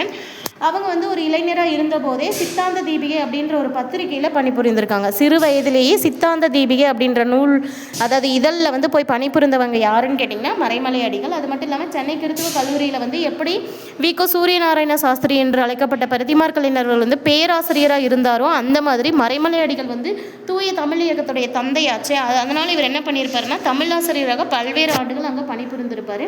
பிராமணர் அல்லாதொரு இயக்கத்தின் மீது பற்று கொண்டவர். இது ஒரு முக்கியமான பாயிண்ட் பார்த்துக்கோங்க. இவர் வந்து பார்த்திங்கன்னா மொழியியல் தூய்மைவாதத்தின் தந்தை, தனித்தமிழ் இயக்கத்தின் தந்தை, தூய தமிழ் இயக்கத்தின் தந்தை என்று அழைக்கப்பட்டாலும், அதாவது பிராமணர் அல்லாத ஒரு இயக்கம் இருக்கு இல்லையா, அதன் மீது அதிகமான பற்று கொண்டவராக இருந்திருக்காரு. இவருடைய ஆசிரியர்களாக இருந்தவங்க யார் யாருன்னு கொடுத்துருக்காங்க. பி. சுந்தரனார் அவர்கள், மனோன்மணியம் பி. சுந்தரனார் இருக்காங்க இல்லையா, அவங்க ப்ளஸ் சோமசுந்தர நாயகர். இவங்க 2 பேரும் தான் அவங்களுடைய வாழ்க்கையில் முக்கிய செல்வாக்கு செலுத்தணுங்க. மறைமலை அடிகளுடைய வாழ்க்கையில் மிக முக்கியமான செல்வாக்கு செலுத்திய 2 ஆசிரியர்கள்னு பார்க்கும்போது பி. சுந்தரனார் அவர்களும் சோமசுந்தர நாயகர் அவர்களும். தனித்தமிழ் இயக்கத்தை பற்றி பார்க்கும்போது தூய தமிழ் வார்த்தைகளை பயன்படுத்தணும், சமஸ்கிருதத்துடைய செல்வாக்கை மொத்தமாக அழிக்கணும், தமிழ் மொழியிலேருந்து அகற்றணும், தமிழ் மொழி அப்படிங்கிறதுல வந்து எந்த சமஸ்கிருத வார்த்தையும் மிங்கிளாக இருக்கக்கூடாது, சேர்ந்திருக்கக்கூடாது அப்படிங்கிறதுக்காகவே தூய தமிழ் வார்த்தைகளை பயன்படுத்துறதையும் சமஸ்கிருதத்திலிருந்து அந்த செல்வாக்கிலிருந்து தமிழ் மொழியிலிருந்து அகற்றணும் அப்படிங்கிறதையும் மறைமலை அடிகள் வந்து ஊக்குவிக்கிறாங்க. இந்த இயக்கம் தமிழ் பண்பாட்டின் மீது, குறிப்பாக தமிழ் மொழி இலக்கியம் இது மீதெல்லாம் தாக்கம் ஏற்படுத்துது. மறைமலை அடிகளுடைய மகள் ஒருத்தவங்க இருப்பாங்க, நீலாம்பிகை அம்மையார் அப்படின்னு சொல்லிட்டு. அவங்க வந்து இந்த தனித்தமிழ் இயக்கம் உருவாக்குறதுல வந்து ரொம்ப முக்கியமான பங்கு வகிச்சிருந்திருப்பாங்க. எப்படி பரிதிமாற் கலைஞருக்கு அவருடைய பெயர் வந்து சூரிய நாராயண சாஸ்திரி அப்படின்னு இருந்திருக்குமோ அந்த மாதிரி தான் மறைமலை அடிகளுக்கும் பார்த்திங்கன்னா வேதாச்சலம் அப்படின்னு சொல்லிட்டு அவருக்கு பேர் இருந்திருக்கும். அது தூய தமிழில் மாற்றி தான் என்ன பண்ணியிருப்பாங்கன்னா மறைமலை அடிகள் அப்படின்னு சொல்லி மாற்றியிருந்திருப்பாங்க. அவங்க என்ன பண்ணியிருப்பாங்கன்னா ஞானசாகரம் என்னும் பத்திரிகை அறிவுக்கடல் அப்படின்னு பெயர் மாற்றம் செய்திருப்பாங்க. இவர் ஒரு பத்திரிகை நடத்தியிருந்திருப்பார். வி.கோ. சூரிய நாராயண, அதாவது சின்ன வயசுலேயே பார்த்திங்கன்னா இவங்க ஒரு பத்திரிகையில் வந்து போய் சேர்ந்திருப்பாங்க இல்லையா, அந்த கொஷனையும் கேட்பாங்க. அதே போல் இவருடைய ஞானசாகரம் அப்படிங்கிற பத்திரிகை அறிவுக்கடல்னு பெயர் மாற்றம் செய்தது யாருன்னு கேட்பாங்க. அவருடைய சமரச சன்மார்க்க சங்கம் அப்படிங்கிற நிறுவனம் பொதுநிலை கழகம் அப்படின்னு பெயர் மாற்றப்படுது. 2 பெயரை மாற்றுறாங்க. அதாவது ஞானசாகரம் அப்படிங்கிற பத்திரிகையை அறிவுக்கடல்னு மாற்றுறாங்க, சமரச சன்மார்க்க சங்கம் அப்படிங்கிற நிறுவனத்தை வந்து பொதுநிலை கழகம் அப்படின்னு சொல்லி பெயர் மாற்றுறாங்க. தமிழ் சொற்களுக்குள்ளார புகுந்து விட்ட சமஸ்கிருத சொற்களுக்கு இணையாக பொருள் தரக்கூடிய வகையில் தமிழ் சொற்களையே திரும்பவும் உருவாக்கணும் அப்படின்னு சொல்லிட்டு தமிழ் சொற்கள் அடங்கிய ஒரு அகராதியை வந்து என்ன பண்ணியிருப்பாங்கன்னா நீலாம்பிகை அம்மையாரை வந்து தொகுத்து வெளியிட்டிருந்திருப்பாங்க. சரியா? இப்போது 12.2 வந்து திராவிட இயக்கம் எப்படியெல்லாம் எழுச்சி பெற்றது அப்படின்னு கொடுத்துருப்பாங்க. திராவிட இயக்கம் பிராமண மேலாதிக்கத்திற்கு எதிராக பிராமணர் அல்லாதவர்களை பாதுகாக்கும் இயக்கமாக உருவாக்கியது. அதாவது பிராமணர்கள் நம்ம தமிழ் மக்கள் மேலே அதிகமாக செல்வாக்கு செலுத்துகிறாங்க அப்படின்றத தெரிஞ்சுக்கிட்டு பிராமணர்கள் மேலாதிக்கத்திற்கு எதிராக பிராமணர் அல்லாதவர்களை பாதுகாக்கக்கூடிய ஒரு இயக்கமாக உருவானது தான் இந்த திராவிட இயக்கம். 1909 பிராமணர் அல்லாத மாணவர்களுக்கு உதவி செய்யணும் அப்படிங்கிற ஒரு நோக்கத்தோட மதராஸ் பிராமணர் அல்லாதோர் சங்கம் ஒன்று உருவாக்கப்படுது. சரியா, மதராஸ் பிராமணர் அல்லாதோர் சங்கம் என்னும் அமைப்பு உருவாக்கப்பட்டது 1909. 1912 டாக்டர் சி நடேசனார் அப்படின்னு சொல்லக்கூடிய ஒரு டாக்டர் என்ன பண்ணுறாரு அப்படின்னா மதராஸ் ஐக்கிய கழகம் அப்படிங்கிற ஒரு அமைப்பை உருவாக்குறாங்க. அடுத்தது இது பின்னால் மதராஸ் திராவிட சங்கம் அப்படின்னு சொல்லி அதோடைய பேரை மாற்றுறாங்க. திராவிடர்களுடைய மேம்பாட்டுக்கு தான் இது நிறைய உதவிகள் வந்து செய்ய ஆரம்பிக்குது பிற்காலங்களில். பிராமணர் அல்லாத பட்டதாரிகள் இருக்காங்க இல்லையா, அவங்களுக்கு உதவுறது, அவங்கள வந்து மேலும் படிக்க வைக்கிறது, அவங்களோட சேர்ந்து அவர்களோட குறைபாடுகள் ஏதாவது இருந்தால் விவாதிக்கிறதுக்கு வந்து அப்பப்போ கூட்டம் நடத்துறது, இதெல்லாம் வந்து இதோட வேலையாக இருந்தது. இதே சமயத்தில் பார்க்கும்போது நடேசனார் தங்கும் விடுதி வந்து வசதி இல்லாததால் பிராமணர் இல்லாத மாணவர்கள் படிக்காமல் போகிறாங்க இல்லையா, அதை சரி செய்யணும் அப்படிங்கிறதுக்காக நடேசனார் தங்கும் விடுதி அப்படிங்கிறது திருவல்லிக்கேணியில் சென்னையில் ஜூலை 1916 திராவிடர் இல்லம் அப்படிங்கிற பெயரில் ஒரு தங்கும் விடுதியை நிறுவனார். மேலும் பிராமணர் அல்லாத மாணவர்களுடைய நலனை கருதி இந்த இல்லம் வந்து ஒரு இலக்கிய அமைப்பாகவும் செயல்படுது அப்படின்னு சொல்லியிருக்காங்க. அடுத்தது 10.3 என்ன இருக்குது அப்படின்னு பார்த்தீங்கன்னா தென்னிந்திய நல உரிமை சங்கம் என்று அழைக்கப்பட்ட நீதி கட்சி. ஓகேவா, 1916 நவம்பர் 20 அடிக்கடி கேட்ட கேள்வி. 1916 நவம்பர் 20 டாக்டர் நடேசனார், சர் வெட்டி தியாகராயர், TM நாயர் மற்றும் அலமேலுமங்கை தாயாரம்மாள் உட்பட 30 முக்கியமான பிராமணர் அல்லாத தலைவர்கள் தென்னிந்திய நல உரிமை சங்கம் சவுத் இந்தியன் லிபரல் ஃபெடரேஷன் உருவாக ஒருங்கிணைந்தனர். ரொம்ப ரொம்ப முக்கியமானது. இதில் சவுத் இந்தியன் லிபரல் ஃபெடரேஷன் கொடுக்கலாம், SILFன்னு கொடுக்கலாம், SILF அப்படின்னு கொடுக்கலாம், சவுத் இந்தியன் லிபரல் ஃபெடரேஷன் கொடுக்கலாம், தென்னிந்திய நல உரிமை சங்கம்னு கொடுக்கலாம். 3 வகையான பேரையும் கொடுத்து எப்போது உருவாக்கப்பட்டது அப்படின்னு கேட்டாங்கன்னா 1916 நவம்பர் 20 உருவாக்கப்பட்டது. யார் யார் உருவாக்குனாங்கன்ற கேள்வி கேட்டாங்கன்னா டாக்டர் நடேசனார், சர் வெட்டி தியாகராயர், TM நாயர், அவங்க கூட ஒரு லேடி இருக்காங்க அலமேலுமங்கை தாயாரம்மாள், ப்ளஸ் 30 முக்கியமான பிராமணர் அல்லாத தலைவர்களும் இருந்திருக்காங்க. இவங்க எல்லாருமே சேர்ந்து தான் இந்த தென்னிந்திய நல உரிமை சங்கத்தை 1916 நவம்பர் 20 உருவாக்கியிருக்காங்க. இதே சமயம் 1916 டிசம்பரில் விக்டோரியா பொது அரங்கில் வந்து ஒரு கூட்டம் நடத்துகிறாங்க. அந்த கூட்டத்தில் பிராமணர் அல்லாதவர்கள் இருப்பாங்க இல்லையா, அந்த பிராமணர் அல்லாதவர்களுக்குன்னு சொல்லிட்டு ஒரு அறிக்கையை வந்து வெளியிடுறாங்க. நவம்பர் 20 ஸ்டார்ட் பண்ணிடுறாங்க. அதே வருஷம் டிசம்பர் மாதம் விக்டோரியா அரங்கில் பிராமணர் அல்லாதோர் அறிக்கையை வெளியிடுறாங்க. இந்த அறிக்கை பிராமணர் அல்லாத சமூகங்களுடைய கருத்துக்கள், அதாவது பிராமணர் அல்லாத மக்கள் இருக்காங்க இல்லையா, அவங்களுடைய மனதில் இருக்கக்கூடிய கருத்துக்களை வெளிப்படுத்துறதா இருக்குது. இந்த அமைப்பை தொடங்கி வெளியிட்ட 3 செய்தித்தாள்கள் என்னென்ன அப்படின்னு பார்க்கும்போது கட்சியோட கொள்கைகளை பரப்புரை செய்வதற்காக தமிழில் திராவிடன், அதாவது தமிழில் திராவிடன் என்ற பத்திரிகையும், ஆங்கிலத்தில் ஜஸ்டிஸ் என்ற பத்திரிகையும், தெலுங்கில் ஆந்திர பிரகாசிகா அப்படிங்கிற பத்திரிகையும் தான் இதோடைய கருத்துக்கள் எல்லாமே வந்து வெளியிடுது. மாகாண அரசுகளில் இரட்டையாட்சி முறையை அறிமுகம் செய்த பிறகு மாண்டேக செம்ஸ்போர்டு சீர்திருத்தங்கள் பேஸ் பண்ணி 1920 ஃபஸ்ட்டு எலெக்ஷன் நடத்துகிறாங்க. சரியா, மாகாணங்களில் இரட்டையாட்சி முறையை கொண்டு வந்த திட்டம் எது அப்படின்னு கூட கேட்பாங்க. மாண்டேக செம்ஸ்போர்டு சீர்திருத்தம் தான். அதை பேஸ் பண்ணி தான் 1920 ஃபஸ்ட்டு தேர்தல் நடத்துவாங்க. நீதி கட்சி தான் தேர்தலில் வெற்றி பெறுவாங்க. இந்தியாவுடைய முதல் அமைச்சரவை சென்னையில் அமைக்கிறாங்க. ஸோ இந்தியாவின் முதல் அமைச்சரவையான சென்னை அமைக்கப்பட்ட போது சென்னை மாகாணத்தில் வந்து முதலமைச்சராக இருந்தவங்க சுப்பராயலு அவர்கள். அது மட்டும் இல்லாமல் நீதி கட்சி வந்து இந்த 1920 இருந்து 23 அந்த காலகட்டம், ஃபஸ்ட்டு 3 இயர்ஸ் 1920 to 23, அப்புறம் 23 to 26 இந்த ஆண்டுகளில் வந்து அரசமைக்குது. காங்கிரஸ் கட்சி சட்டமன்றத்தை புறக்கணித்த சூழலில் நீதி கட்சி 1937 தேர்தல் நடக்கக்கூடிய வரைக்கும் ஆட்சி தொடர்ந்து நீடிக்குது. அதாவது காங்கிரஸ் கட்சி இப்போல்லாம் வந்து எலெக்ஷனில் வந்து பங்கெடுக்கல. 1937 தேர்தல்களில் ஃபஸ்ட்டு பங்கேற்ற இந்திய தேசிய காங்கிரஸ் வந்து நீதி கட்சியை தோல்வி அடைய வைக்குது. ஸோ அந்த 1920 1937 வரைக்கும் வந்து பல்வேறு நலத்திட்டங்கள் கூட இந்த நீதி கட்சி கொண்டு வந்திருப்பாங்க. அதையும் என்ன அப்படிங்கிறத நம்ம பார்ப்போம். ஓகேவா, திட்டங்கள் செயல்பாடுகள் அப்படின்னு பார்க்கும்போது நீதி கட்சியை நாட்டில் பிராமணர் அல்லாதவர்களின் மூல ஆதாரமாக விளங்கிற்று. அதாவது நாட்டில் இருக்கக்கூடிய மொத்த பிராமணர் அல்லாதவர்களுக்கும் ஒரு மூல ஆதாரமாக விளங்கிய கட்சி எதுன்னு கேட்டாங்கன்னா நீதி கட்சியை தான் சொல்ல முடியும். நீதி கட்சி அரசாங்கம் வந்து மக்கள் தொகையில் பெரும்பாலானவர்களுக்கு கல்வி மற்றும் வேலை வாய்ப்புகளை விரிவுபடுத்தி அரசியல் தளத்தில் அவங்களுக்குன்னு இடத்து தரணும் அப்படின்னு சொல்லி உருவாக்கப்பட்டது. அதாவது இந்த நீதி கட்சி வந்து பிராமணர் அல்லாதவர்களுக்கு தான் ஒரு ஆதாரமாக இருந்திருக்கு. மக்கள் தொகையில் வந்து நிறைய பேர் இருக்கிறாங்க இல்லையா, பிராமணர் இல்லாதவர்கள் அவங்களுக்கு கல்வி தரணும், வேலை வாய்ப்புலையும் நிறைய விரிவாக்கம் பண்ணி அரசியல் தளத்துலேயும் அவங்களுக்கு சில இடம் கொடுக்கணும். கல்வியிலையும் வாய்ப்புகள் வழங்கப்படணும், வேலை வாய்ப்புகள் வழங்கப்படணும், அரசியல்லையும் பிராமணர் இல்லாத மக்கள் வந்து இடம் பெறணும் அப்படிங்கிறதுக்காக தான் உருவாக்கப்பட்டது. சாதி மறுப்பு திருமணங்களை கட்டுப்படுத்திய சட்ட சிக்கல்களை நீதி கட்சியினர் அகற்றியதோடு பொது கிணறுகளையும் நீர்நிலைகளையும் ஒடுக்கப்பட்ட பிரிவு மக்கள் பயன்படுத்துவதை தடுக்க தடைகளை தகர்த்தனர். இதில் நீதி கட்சி செய்த இன்னும் 2 முக்கியமான விஷயம் என்ன அப்படின்னு பார்த்தோம்னா, முன்னாடியெல்லாம் பார்த்திங்கன்னா அது சாதி பாகுபாடு அப்படிங்கிறது அதிகமாக இருந்திருக்கும். இந்த சாதி மறுப்பு திருமணங்களை வந்து கட்டுப்படுத்துகிறாங்க. அதாவது சாதி மறுப்பு திருமணங்கள் இருக்கட்டும் அப்படின்றதுக்கு பதிலாக நிறைய சட்ட சிக்கல்கள் இருந்தது. அந்த சட்ட சிக்கல்களை எல்லாம் கட்டுப்படுத்தி நீதி கட்சியில் வந்து அதை வந்து அகற்றி இருப்பாங்க. சாதி மறுப்பு திருமணங்களுக்கு இருக்கக்கூடிய சட்ட சிக்கல்கள் எல்லாம் அகற்றி அதை வந்து ஈஸியாக்கியிருப்பாங்க. பொது கிணறுகளில் வந்து நீர்நிலைகளில் ஒடுக்கப்பட்ட பிரிவு மக்கள் தண்ணீர் எடுக்கக்கூடாது அப்படின்றதுக்கு பயன்படுத்தப்பட்ட அந்த தடைகள் எல்லாம் தகர்த்து ஒடுக்கப்பட்ட பிரிவு குழந்தைகள் உட்பட பொது பள்ளிகளில் சேர்த்துக்கணும் அப்படிங்கிற வரைக்கும் நீதி கட்சி வந்து அரசாணை பிறப்பிச்சிருந்திருப்பாங்க. 3 விஷயம் முக்கியமானதாக செய்திருப்பாங்க. சாதி மறுப்பு திருமணத்துக்கு இருந்த தடைகள் எல்லாம் தகர்த்தெறிஞ்சிருப்பாங்க. பொது குளங்களாக இருந்தாலும் நீர்நிலைகளாக இருந்தாலும் இந்த ஒடுக்கப்பட்ட பிரிவு மக்கள் வந்து பயன்படுத்தலாம் அப்படிங்கிறத உருவாக்கியிருப்பாங்க. ஒடுக்கப்பட்ட பிரிவு குழந்தைகள் போய் பொது பள்ளிகளில் படிக்கிறதுக்கும் வந்து நீதி கட்சி வந்து அரசாணை கொடுத்துருப்பாங்க. இந்த சமூக குழுக்களை சேர்ந்த மாணவர்களுக்குன்னு சொல்லிட்டு 1923 தங்கும் விடுதிகள் வந்து உருவாக்கப்பட்டன. நீதி கட்சியோடைய கீழிருந்த சட்டமன்றம் தான் ஃபஸ்ட்டு தேர்தல் அரசியலில் பெண்கள் பங்கேற்கிறத வந்து ஊக்குவிக்கிறாங்க. 1921 அங்கீகரிக்கிறாங்க. இந்த தீர்மானம் வந்து பார்த்திங்கன்னா பெண்களுக்கு இடத்தை ஏற்படுத்தியதால் 1926 முத்துலட்சுமி அம்மையார் இந்தியாவுடைய முதல் பெண் சட்டமன்ற உறுப்பினராக வராங்க. 1921 வந்து அதுக்கு அவங்க வந்து ஒப்புதல் கொடுத்துருந்தாலும் 1926 நடந்த தேர்தல் மூலமாக தான் முத்துலட்சுமி அம்மையார் வந்து ஃபஸ்ட்டு இந்தியாவுடைய முதல் பெண் சட்டமன்ற உறுப்பினராக உருவாகி வராங்க. பல்வேறு சமூகங்களுக்கு இடஒதுக்கீட்டை ஏற்படுத்தி தராங்க நீதி கட்சி. அது மட்டும் இல்லாமல் மெயினாக வகுப்பு வாரி பிரதிநிதித்துவம் தொடர்பான சட்டங்கள் வந்து இயற்றக்கூடிய பணிகள் மேற்கொள்ளப்படுது. சமூக நீதியை நிலைநாட்டணும் இல்லையா, அதுக்காக அதோட ஒரு பகுதியாக பல்வேறு சாதிகளையும் சமூகங்களையும் சார்ந்தவர்களை அரசு பணியில் சேர்வதற்கு சமமான வாய்ப்பை தரணும் அப்படிங்கிறத மைண்டில் வச்சுக்கிட்டு இவங்க என்ன பண்ணுவாங்கன்னா 2 வகுப்பு வாரி அரசாணைகள் கொடுத்துருப்பாங்க. ஒன்று வந்து 1921 ஒன்று கொடுத்துருப்பாங்க, 1922 ஒன்று கொடுத்துருப்பாங்க. இந்த 1921 வந்தது பார்த்திங்கன்னா செப்டம்பர் மாதம் 16 தேதி. அதுவே 1922 கொண்டு வரப்பட்ட அந்த அரசாணைய வகுப்பார அரசாணை அப்படிங்கிறது வந்து ஆகஸ்ட் 15 தேதி 1922. நிர்வாக அதிகாரங்களை வந்து எல்லா சமூகத்தினரும் பங்கிட்டு செய்யணும் அப்படிங்கிறத ஊக்குவிக்கக்கூடிய வகையில் அரசு அதிகாரிகளை தேர்வு செய்வதற்காக 1924 பணியாளர் தேர்வு வாரியம் நீதி கட்சி தான் அமைக்கிறாங்க. அதாவது எப்படி அவங்க வந்து முதல்ல என்ன பண்ணுறாங்க, சாதி பாகுபாடுகளை நீக்கிறதுக்காக சில சட்டங்கள் கொண்டு வராங்க. பொதுக்குளங்களில் வந்து தண்ணீர் எடுக்கிறதுக்கு அனுமதி கொடுக்குறாங்க.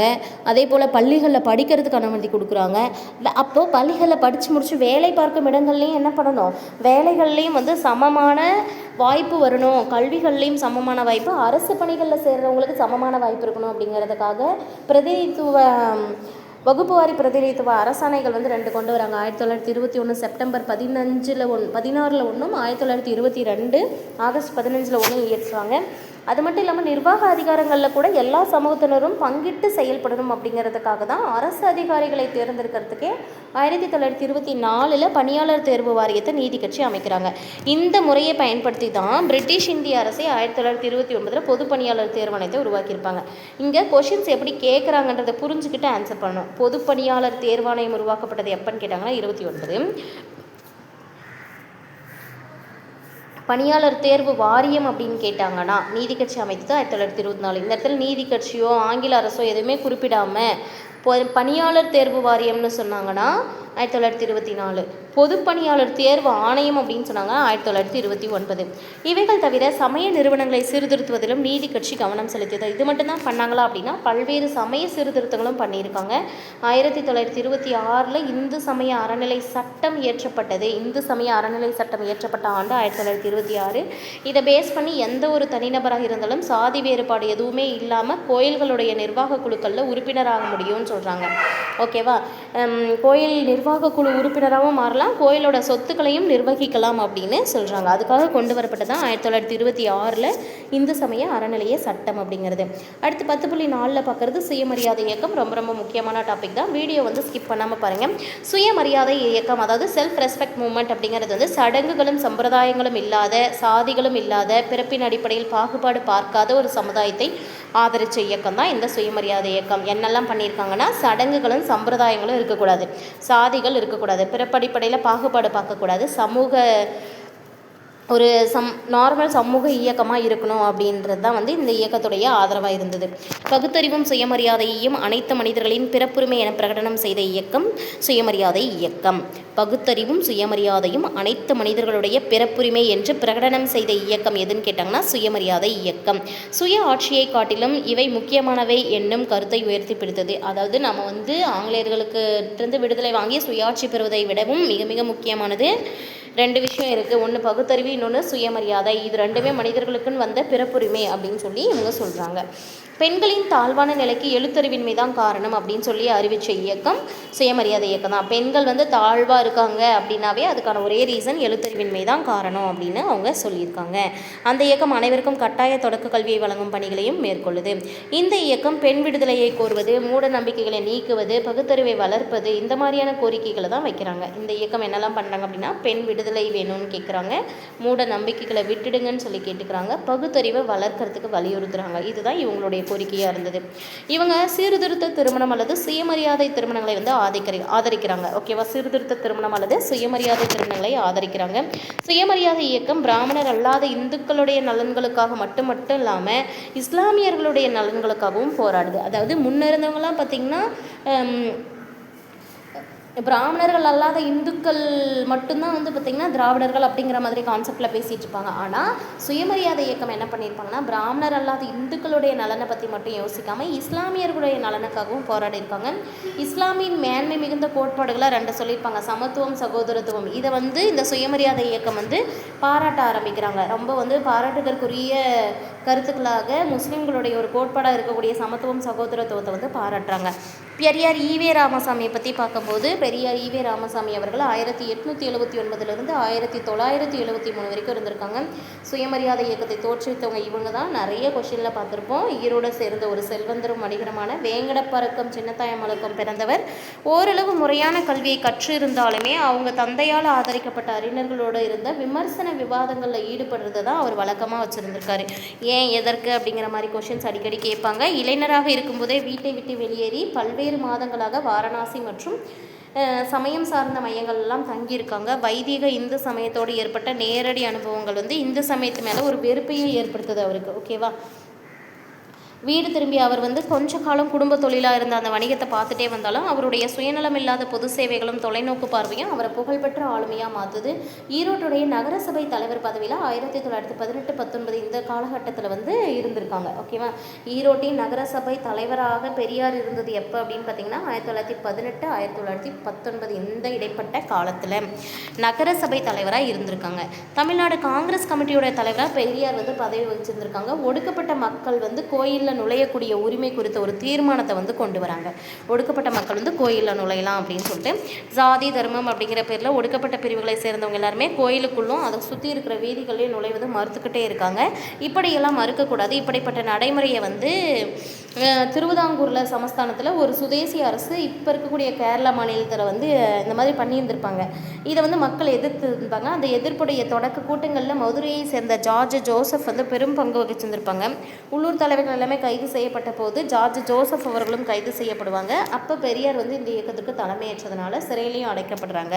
மக்கள் அவரை வந்து வைக்கம் வீரர் அப்படின்னே பாராட்டியிருப்பாங்க. இதே சமயத்தில் சேரன் மாதேவி, இதே மாதிரி ஒரு சுச்சுவேஷனில் சேரன் மாதேவி குருகுல பள்ளியில் உணவு உண்ணக்கூடிய அறையில் பார்த்திங்கன்னா சாதி அடிப்படையில் பாகுபடுத்த வச்சு தண்ணி சாப்பாடு எல்லாமே வந்து 2 விதமாக வச்சுருந்துருக்கிறத கேள்விப்பட்டு இவங்க ரொம்ப வருத்தப்படுறாங்க. இந்த குருகுலம் வந்து பார்த்திங்கன்னா எப்படி நடந்திருக்கும் அப்படின்னா தமிழ்நாடு ஃபுல்லாக இருக்கக்கூடிய அந்த காங்கிரஸ் கமிட்டி நிதி உதவியின் மூலமாக தான் சேரன் மாதேவி குருகுலமே நடந்திருக்கும். அங்கேயே இந்த மாதிரி பாகுபாடு இருக்குது அப்படின்னு சொல்லும்போது வந்து வாவை சுப்பிரமணியம் அப்படிங்கிற காங்கிரஸ் தலைவர் தான் நடத்திட்டு வந்திருப்பார். இதை போய் பெரியார் வந்து கண்டித்து பார்க்கும்போது குருகுலத்தில் இந்த சாதி பாகுபாடு குறையவே இல்லை. அப்பவும் வந்து அது தொடர்ந்துக்கிட்டே தான் இருக்குது. இந்த மாதிரி நடந்ததுனால இவர் என்ன பண்ணுறாரு அப்படின்னா மனமுடைஞ்சு போய்ட்றாரு பெரியார். 1925 சுயமரியாதை இயக்கத்தை தொடங்க ஆரம்பிக்கிறாரு. பகுத்தறிவு கருத்துக்களை மக்கள்கிட்ட பரப்புறதுல மக்கள் தொடர்பு சாதனங்களுடைய முக்கியத்துவத்தை பெரியார் புரிஞ்சுக்கிட்டார். அதாவது மக்கள்கிட்ட பகுத்தறிவு கருத்துக்கள் எல்லாம் கொண்டு போய் சேர்க்கணும் அப்படின்னா மக்கள் தொடர்பு சாதனங்களான செய்தித்தாள்கள் தான் வந்து ரொம்ப முக்கியமான கருவியாக எடுக்கிறாரு. பெரியார் என்ன பண்ணியிருப்பாருன்னா குடியரசு 1925, ரிவோல்ட் 1928, புரட்சி 1933, பகுத்தறிவு 1934, விடுதலை 1935 போன்ற பல செய்தித்தாள்களையும் இதழ்களையும் பெரியார் வந்து ஸ்டார்ட் பண்ணுறாங்க. பெரியார் ஸ்டார்ட் பண்ண இதழ்கள் இந்த 5யுமே கொடுத்து மேட்சிக் மாதிரி கேட்டிருக்காங்க. தனித்தனியாக ஒவ்வொரு இதழ்களையும் எந்தெந்த ஆண்டுகளில் வந்து தொடங்கியிருக்காங்க அப்படிங்கிறதையும் கேட்டிருக்காங்க. சுயமரியாதை இயக்கத்துடைய அதிகாரப்பூர்வ செய்தித்தாள் அப்படிங்கிறது எதுன்னு கேட்டிருக்காங்க? குடியரசு. சுயமரியாதை இயக்கத்தின் அதிகாரப்பூர்வ செய்தித்தாள் எதுன்னு கேட்டிருக்காங்க? குடியரசு. ஒவ்வொரு இதழ்லையுமே சமூக பிரச்சனைகள் தொடர்பான தன்னுடைய கருத்துக்கள் எல்லாமே பெரியார் வந்து வழக்கமாக கட்டுரையாக எழுதிட்டே வராங்க. தன்னுடைய கருத்துக்களை ஓகேவா சமூக பிரச்சனைகள் தொடர்பான தன்னுடைய கருத்துக்களை இதழில் எழுதுறதுக்காக கட்டுரை எழுதுறதுக்காக அவர் பயன்படுத்தின பெயர் தான் சித்திரபுத்திரன் அப்படிங்கிற ஒரு புனை பெயர். ஞாபகம் வச்சுக்கோங்க. கட்டுரைகள் எழுதுவதற்காக பௌத்த சமய முன்னோடியாகவும் தென்னிந்தியாவின் முதல் பொது உடைமைவாதியாகவும் இருந்த சிங்காரவேலரோட நெருக்கமான உறவு கொண்டிருந்தவர் பெரியார் அவர்கள். ஓகேவா பௌத்த சமய முன்னோடி யாருன்னு கேட்டாங்கன்னா சிங்காரவேலர். தென்னிந்தியாவிலேயே முதல் பொது உடைமைவாதி யாருன்னு கேட்டால் சிங்காரவேலர். இவங்களுடைய நெருக்கமான நட்புடையவர் யாருன்னு கேட்டாங்கன்னா பெரியார். B.R. அம்பேத்கர் எழுதின ஜாதி ஒழிப்பு அப்படின்னு சொல்லக்கூடிய ஒரு நூலை அந்த நூல் வெளிவந்ததுமே 1936 தமிழில் பதிப்பிச்சிருந்திருக்காங்க. ஸோ அப்படி பார்க்கும்போது இங்கே எப்படி கொஷின் மாற்றி கேட்கலாம் அப்படின்னா B.R. அம்பேத்கர் அவர்கள் ஜாதி ஒழிப்பு அப்படின்னு சொல்லக்கூடிய நூலை எந்த ஆண்டு வெளியிட்டாங்கன்னு கேட்கலாம். 1936. அவர் வெளியிட்ட அந்த புத்தகத்தை வந்து பெரியார் அவர்கள் எப்போது தமிழில் பதிப்பிச்சாங்கன்னு கேட்டாலும் 1936 தான். B.R. அம்பேத்கர் அவர்களுடைய ஒடுக்கப்பட்ட மக்களுக்கான தனித்தேர்தல் தொகுதி கோரிக்கையை வந்து பெரியாரும் ஆதரவு தராரு. ஓகேவா 1937 ராஜாஜி தலைமையில் அரசின் செயல்பாட்டை எதிர்க்கும் விதமாக பள்ளிகளில் இந்திய கட்டாயப்படமாக அறிமுகம் செய்ததை எதிர்த்து பெரியார் வந்து மக்கள் செல்வாக்கு பெற்ற ஒரு இயக்கத்தை நடத்துகிறாரு. அதாவது 1937 காங்கிரஸ் வெற்றி பெற்று ஆட்சி அமைக்கும் போது பள்ளிகளில் இந்தியை வந்து கட்டாயப்படமாக அறிவிச்சிருவார் ராஜாஜி அவர்கள். அது ராஜாஜியோடைய தலைமையில் அரசின் செயல்பாட்டில் எதிர்க்கக்கூடிய விதத்தில் பள்ளிகளில் இந்தியை கட்டாயப்படமாக வைக்கக்கூடாது, அதை அறிமுகப்படுத்துறது தப்புன்னு சொல்லிட்டு பெரியார் வந்து நிறைய மக்களை சேர்த்து ஒரு இயக்கம் நடத்திட்டு இருப்பார். இந்திய எதிர்ப்பு போராட்டம் நடைபெறும். அப்போ 1937-39 காலகட்டத்தில் அது ஒரு மிகப்பெரிய தாக்கத்தையே அரசியலில் ஏற்படுத்தும். இந்த போராட்டத்துக்காக பெரியார் என்ன பண்ணியிருப்பாருன்னா சிறையில் அடைக்கப்பட்டிருப்பாங்க. ஆனாலுமே 1938 அவர் சிறையில் அடைக்கப்பட்டிருக்கும் போதே நீதி கட்சியின் தலைவராகவும் தேர்ந்தெடுக்கப்பட்டிருப்பாங்க. அதுக்கு பின்னாடி தான் நீதி கட்சி அப்படிங்கிறது வந்து சுயமரியாதை இயக்கத்தோடு இணைய ஆரம்பிக்கும். அதுக்கு 1944 திராவிடர் கழகம் தீகா அப்படின்னு சொல்லிட்டு தன்னுடைய புது பெயரையும் சுட்டுவாங்க. நீதி கட்சிக்கு தீகா என்ற பெயர் மாற்றம் செய்யப்பட்டது 1944. சென்னை மாநிலத்துடைய முதலமைச்சர் இருந்த ராஜாஜி திரும்பவும் என்ன பண்ணியிருப்பாருன்னா 1952-54 பள்ளி குழந்தைகளுக்கு அறிமுகப்படுத்திய அந்த தொழில்கல்வி திட்டத்தை வந்து அறிமுகப்படுத்தியிருப்பாங்க. மாணவர்களை அவங்களுடைய தந்தையர்கள் என்ன வேலை செய்கிறாங்களோ அதே தொழிலை வந்து திரும்பவும் பயிற்சி கொடுக்குற மாதிரி இருக்குது. இதை வந்து குலக்கல்வி திட்டம், அதாவது சாதி அடிப்படையாக கொண்ட கல்வி முறை அப்படின்னு சொல்லிட்டு பெரியார் விமர்சனம் செஞ்சு இந்த திட்டம் வந்து வேண்டவே வேண்டாம் அப்படின்னு எதிர்ப்பார். அதுக்கு எதிராக பெரியார் மேற்கொண்ட போராட்டங்கள் ராஜாஜியின் பதவி விலகலுக்கே இட்டு செல்கிறது. காமராஜர் அவர் வந்து சென்னை மாநிலத்தோட முதலமைச்சராக பெரியார் தன்னுடைய 94வது வயதில் இயற்கை எழுதுறாங்க. அவருடைய உடல் வந்து சென்னையில் பெரியார் திடலில் தான் நல்லடக்கம் செய்கிறாங்க. பெரியார் வந்து ஒரு பெண்ணியவாதியாக எப்படிலாம் இருந்திருக்காங்கன்னு பார்க்கும்போது ஆணாதிக்க சமூகத்தை வந்து அவர் விமர்சனம் செய்கிறாரு. குழந்தை திருமணத்தையும் தேவதாசி முறையும் கண்டனம் செய்கிறாரு. எதை விமர்சனம் செய்கிறாருன்னு கேட்டால் ஆணாதிக்க முறையை விமர்சனம் செய்கிறாரு. எதை கண்டனம் செய்கிறாருன்னா குழந்தை திருமணம் ப்ளஸ் தேவதாசி முறை. 1929 சுயமரியாதை மாநாடுகளில் பெண்களின் மோசமான நிலையை குறித்து குரல் கொடுக்க தொடங்கினதில் இருந்து, அதாவது சுயமரியாதை மாநாடு வந்து செங்கல்பட்டில் நடந்திருக்கும். முதல் சுயமரியாதை மாநாடு செங்கல்பட்டில் நடந்திருக்கும்.